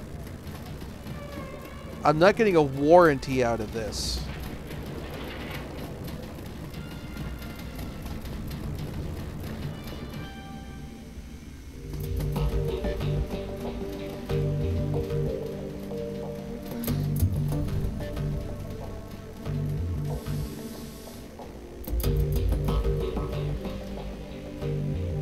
Absolutely something in your absence. standing around the group were on the old display that you had not deliver. On their faces, you can see excitement and apprehension, curiosity, and dread. Count 0. Have you procured a DVD reader? I have. It's right here. Good. This will only take me a moment. Amsel disappeared behind the display. After a few minutes of fiddling with various inputs, he reappeared, satisfied, looked at his place. Everything appeared to be functional. The dish should be ready to play. Well, don't keep us in suspense. Start the damn thing already. Count 0, the trouble of fetching everything. Let him do the honors. Amsel steps back, clearing your path for you to access the antique machine. Watch DVDs. Brings up those in the air as the ancient DVD player brings the disc up to speed. I can talk. The scratch DVD LCD display comes to life and a menu fills the screen. Track 1. The screen goes black and a cheerful digital chiming sound spills out of display speakers.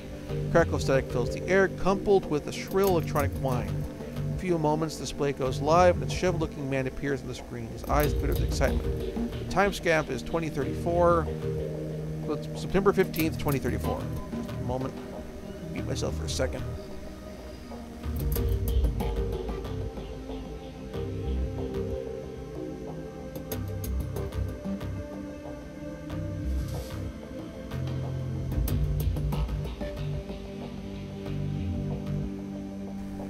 I've been talking enough, I had to blow my nose. Hermie, have you found her? For all this time. Fürschwins! I knew she wasn't dead. His speech is jittery. You can hear the hurt in his voice. She survived the Dragonfall, just as I've always said. I knew it, and I was right. Oh, that's actually not good. Getting close and static, an electronic whine in the background sharpens a needle-like pulse of high-pitched sound. Somewhere in the background, Dante lets out a low whimper. Screen clears, the side face is close to the screen than it was before. Words flood them in a breathless tide. Take your team with the socks to retrieve her. The radiation should be damned. We'll take the appropriate precautions, of course, but we must go. Hermie, I think the body must be nearby as well. Somehow, she has survived for all of this time. Blows into static again, then clears. Screen floats into static again, and then clears. This figure flickers across the screen. May not be back for some time. Look after Mom, okay? I worry about her. And Hermie, stay safe out there. I know that things are heating up in Berlin, and I know you. Student protests, civil uprising. You'll be in the middle of it, I'm sure. Just stay safe, alright? And I'll do my best to do the same. I don't know what's going to happen when I step into the socks. But I do know one thing. If the fire wing is still a danger, I will put an end to her, once and for all.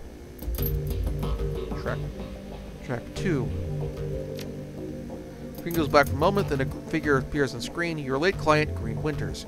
His elbow is planted on the table, seated at, and his chin rests on his palm. His other hand is wrapped around a bottle of cheap whiskey. Damns up the video reads Christmas 2053.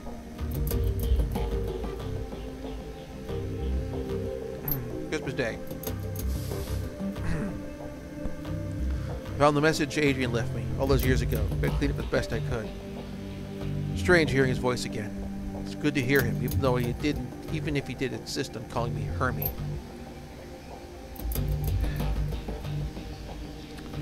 Dr. Adrian Vauclair, hero of the people, the Dragon Slayer. Sorry. My brother. Grimaces rubs his eyes. Hard to believe it's been almost 20 years. Alright, so we'll start recording these DVDs again. For me, for Adrian, for whoever might end up watching them. Every time I do this, it feels like a waste. It wasn't feeling like a waste of time. I keep doing it anyway, on the off chance that I'll find something important.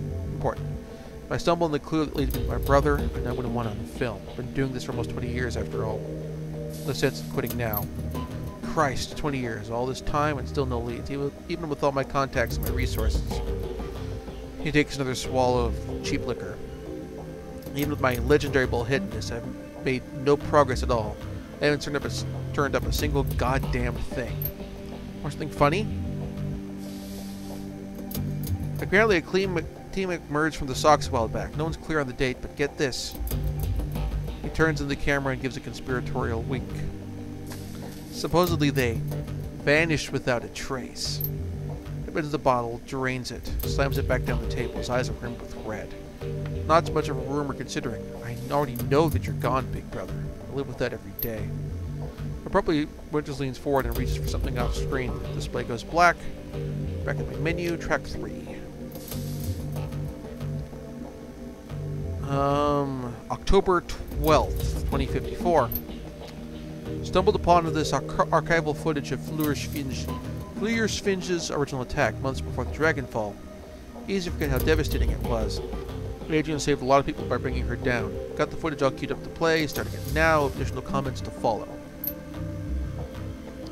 A slow whir of the DVD player shifts to a high-pitched whine.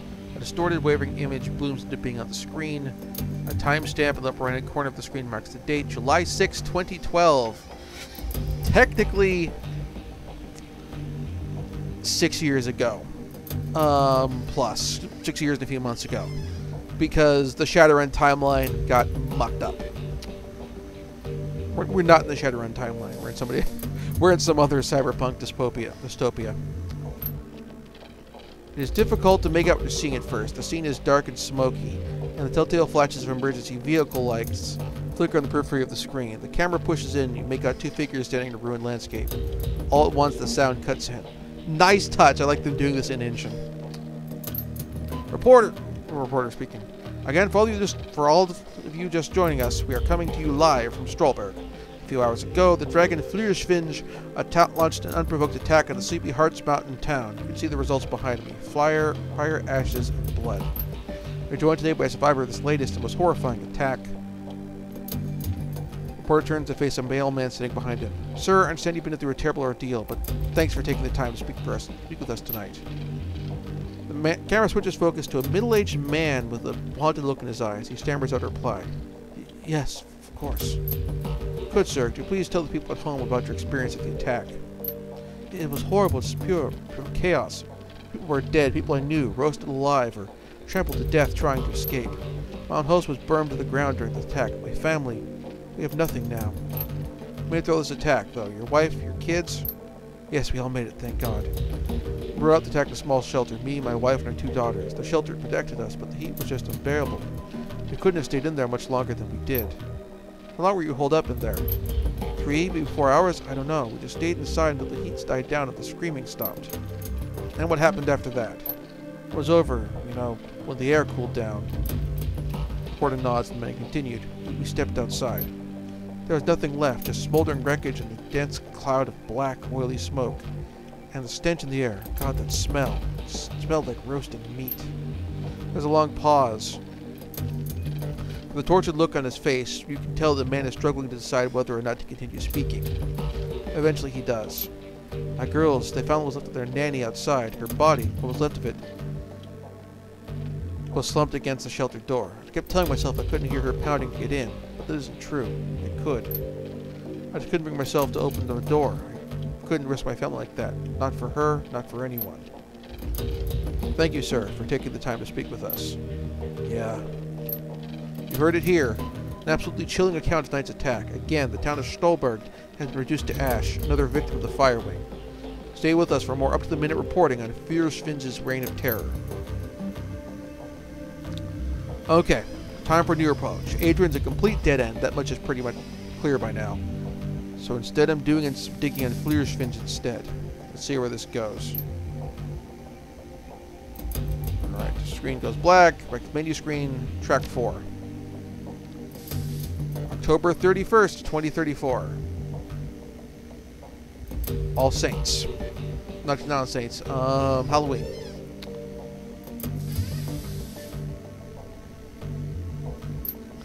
That was a bust. Little progress in Fleur-Sfinge either. Shakes his head. I don't know, it's weird. The information is there, it's just wrong somehow. It's too well laid out, too simple. Real life is messy, and this feels a little too neat.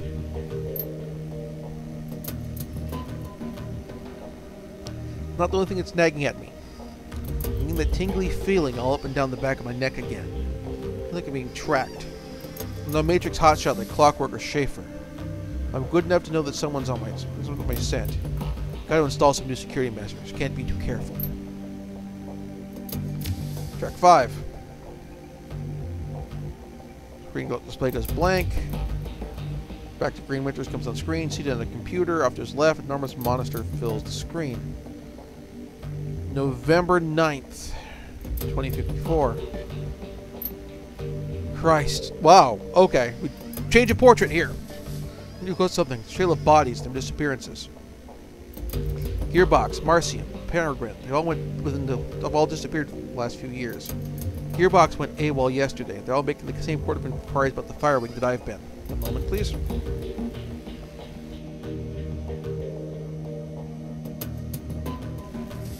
Cough button. There are ghost stories spreading around the Decker community. Talking about Deckers disappearing and then showing up again later, but wrong somehow. Scary stuff. I'm starting to think that's true. Blitz leans in to whisper to me. Another story he's talking about, Chief. Never really put much stock into it. Not until now. Could these rumors be related to what's happening here? Am I being paranoid? He pauses for a moment as if sincerely considering the question. And he shakes his head and slams his fist on the table. No, I don't think so. Something big is happening here, and I'm right in the middle of it. Iger cuts in. That's a bit of a leap. One other thing. Tolstoy told me a story about a kill team that related to this. Apparently a Decker named Hellebore put the theory about Fleur's Finch to the Shadowrun BBS about 5 years ago. Apparently, and half an hour later, a mil-spec team showed up in the meat space and cooked her entire apartment with her in it. If what Tolstoy told me was true, Hellebore live posted the event. She described her killer, this great big orc with skin grafts. Then the whole thread disappeared, gone without a trace. Leap, Iger love? It's on the wrong track to me. The thread disappeared without a trace, huh?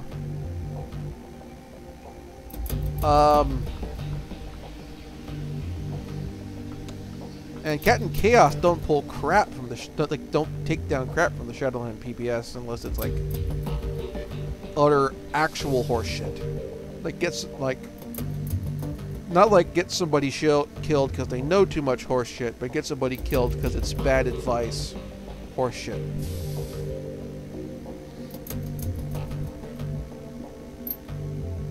Iger holds her silence, but concedes the point with a small nod. Up the screen, Winters pauses. It looks like he's working up to something. Finally, he speaks. I had to say it. This has got to be Fleur's Finch. All of it. Adrian was right about her. She's still alive, and she's out of the socks. She's covering her tracks, working the shadows, preparing to rise again. And that means I have to find you, Adrian, for everyone's sake. Thankfully, I've got a lead. For the first time in 2 decades, I've got a solid goddamn lead. I've backtraced all the Matrix nodes where the Hellebore was looking into back before she got cooked. Whoever's been purging the Matrix didn't think about that. And wherever she turned up, I found what she turned up. Winters stabs a few keys in the keyboard and expands to fill the screen of his monitor. A satellite photo of a rural landscape annotated with GPS data. A set of map coordinates. But yeah, seriously, if somebody hacked the Shadowland BBS and deleted a thread, like something that big, with Captain Chaos's knowledge, a bunch of Prime runners would pay attention to that and be kind of angry. And some of the Prime runners who who access the Shadowland BBS include Harley from the Deadman Switch, who is an immortal elf, let's just say.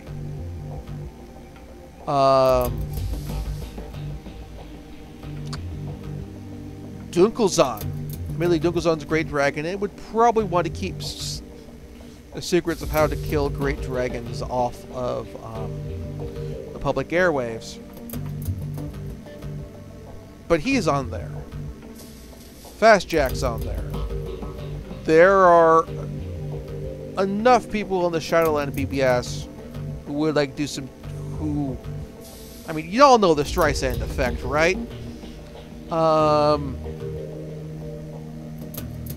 Yanking a thread like that off the Shadowland PBS would be the Streisand effect on steroids. I mean, a Decker live posting the hit squad coming in to whack them Leaving it up, people might take it as a warning that younger deckers, less experienced deckers, might take it as a windmill to tilt at, but veteran deckers might be motivated to push on, to press on this. But others might go, oh, somebody bit off more than they could chew, got clipped for it, but we'll leave it at that.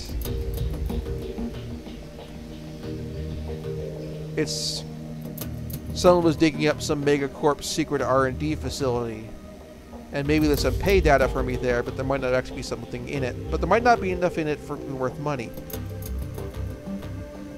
You compromise the Shadowland BBS and yank that down without Captain Chaos's permission, and him and a bunch of his buddies, who are some of the best deckers in the Shadowrun universe and who know some of the top runners in the Shadowrun universe, might take that personal, but we'll leave that aside. So map coordinates. So now I'm going to target. The place to start digging. The Harfield Manor, conveniently located at isolated strips of countryside, miles away from prying eyes. Major records indicate there's some sort of data vault exists between the estates, so that's what I need to get into. That's where our team got into and got whacked. This is where we came in. As if I include a familiar image, winks onto the monitor to the left. Monica. I think I'm going to tap Schaefer for this job. She's got the skill to bypass web security. They're running out there, and she's gullible enough to take the job in the first place. I'll figure there's some line about flux state security, and she'll eat it up with a spoon. Jackass. I warned her. Amsel's voice is choked with rage. I warned her. And I put the plan into motion. By this time tomorrow, I should have the information that I need. And on the off chance that Schaefer gets taken out, that'll tell me something too. Can't make an omelet and all that. Until then. Last track. Last track, small view when it appears. You're seeing the window, you're looking at the tattered drapes and nicotines and wallpaper of Winter's hotel room. Timestamp reads 2054, 11:10, November 10th, like the next day. Her motion and the haggard form of Green Winter's numbers to fame. Suspicion confirms, Schaefer dead. Christ. Winters reaches the shaking hand of camera. A moment later, it returns clutching a cheap plastic drinking glass. Gulps something down, then wipes his mouth with the back of his hand and takes a deep breath. Okay. Back up, slow down, start from the beginning. Winters closes his eyes and makes a visible effort to calm himself. He speaks again. His voice is steady. Got the call from someone my contact in the Courier's Bazaar. Schaefer killed an estate-run matrix security at the estate and cooked her brain. Considering Schaefer's skill and experience, on-site IC must have been extreme, even by Berlin's standards. Security of that kind costs money. Real money. Given this evidence uncovered thus far, corporate involvement unlikely. The connection to the Fire Wing is too strong. Let's come on and say it here. The dragon we're dealing with here, the smart money says that she's coming for me next. Well, I won't go down with the fight. Still got my contacts and my connections. The flux state can be a hell of a weapon for the man who knows how to manipulate it. Winter's taking his lawful glass, grimaces as follows. Time for me to make my play. Ghost stories are no. Missing deckers are no. Gotta jack in the matrix and start pulling strings. The countermeasures installed earlier should be more than enough to keep me safe for the 20 minutes that I'll be in there. Aha, not so much. Winters drains the rest of the glass, then tosses it back over his shoulder. A moment later, you hear the dull, clattering sound of hard plastic and linoleum. If Schaefer's death was tragic, she was a staunch supporter of the flux state. But still, all things considered, Winters fishes for the camera. A moment later, his hand reappears clutching a data jack cable. Better her than me. Oh, buddy. You went out way worse than her. DVD. As your finger nears the eject button, the black screen cuts in over the static. A moment later, Green Winter's haggard face appears. If you're watching this, then I guess they caught up with me.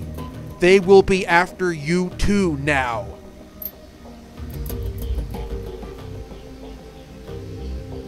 Blitz whispers into your ear again, more harshly this time.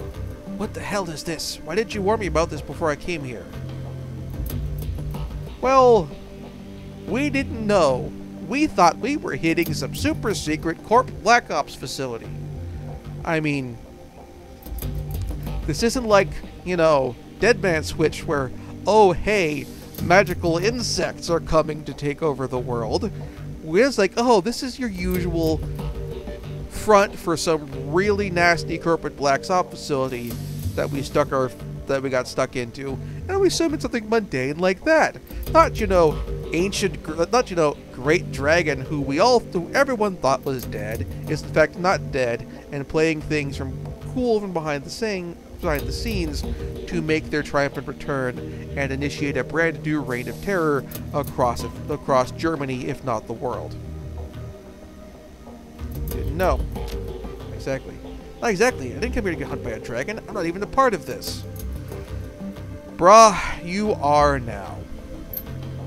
You are now? Like it or not. So quiet down and stop bothering him. Whoever you are, whatever you think you're after, you need to find Dr. Adrian Vauclair. Not because he's my brother, but because if Flower Switch is rising again, he's the only one who can stop her.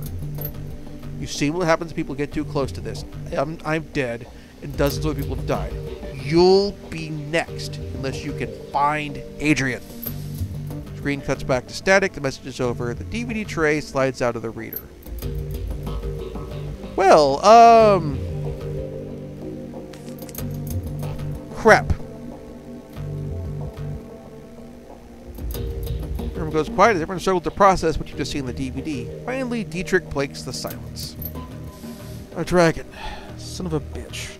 Green Winter set us up against the dragon. The Firewing. Amsel's voice is thick with dread. She lives. I'm really starting to regret the crack I did to stay at the hotel. Blitz, if it makes you feel better...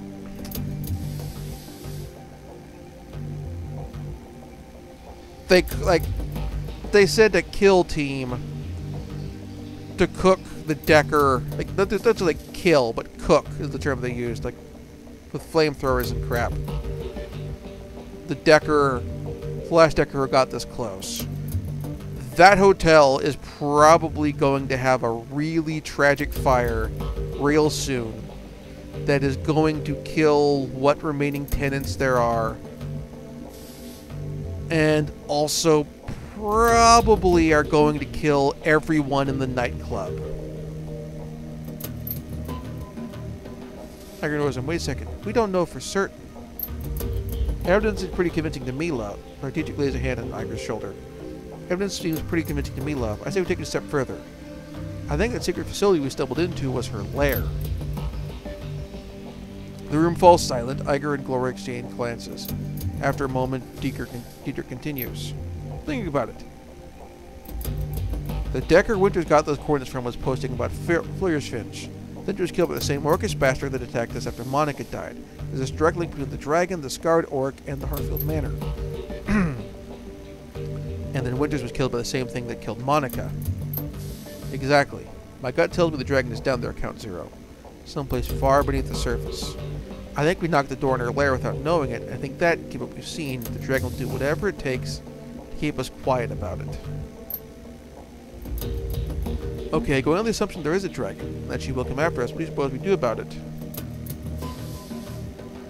We are not going to go back there, kick in the door, and kill the dragon. That is a stupid thing to do, because we are not even remotely kitted up to do that. We find Vauclair and see what we can do with that.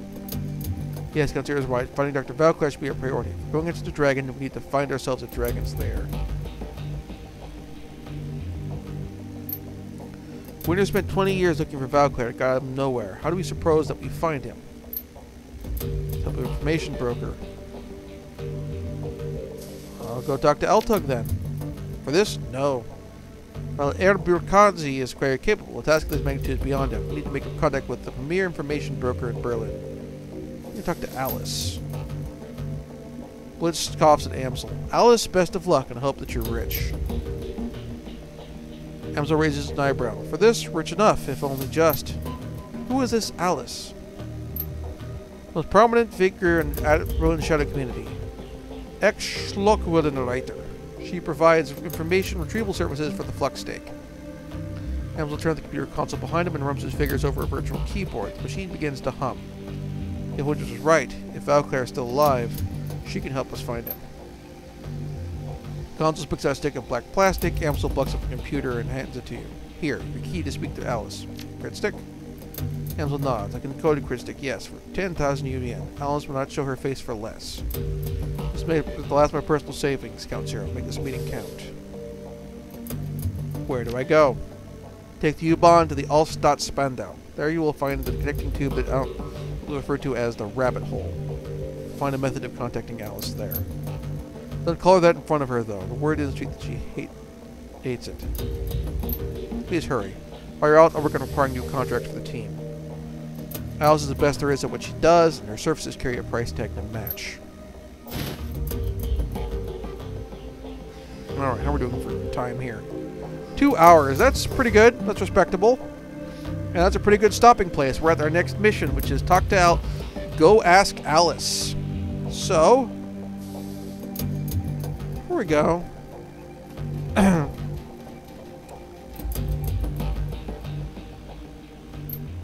Can I put out an insurance policy? Nope. Not yet.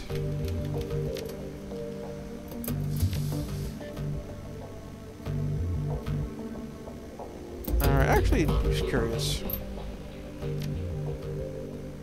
Nope, just existing people we know. Alright, so next time, we will go ask Alice. I wonder if that's actually the name of the mission. Is it?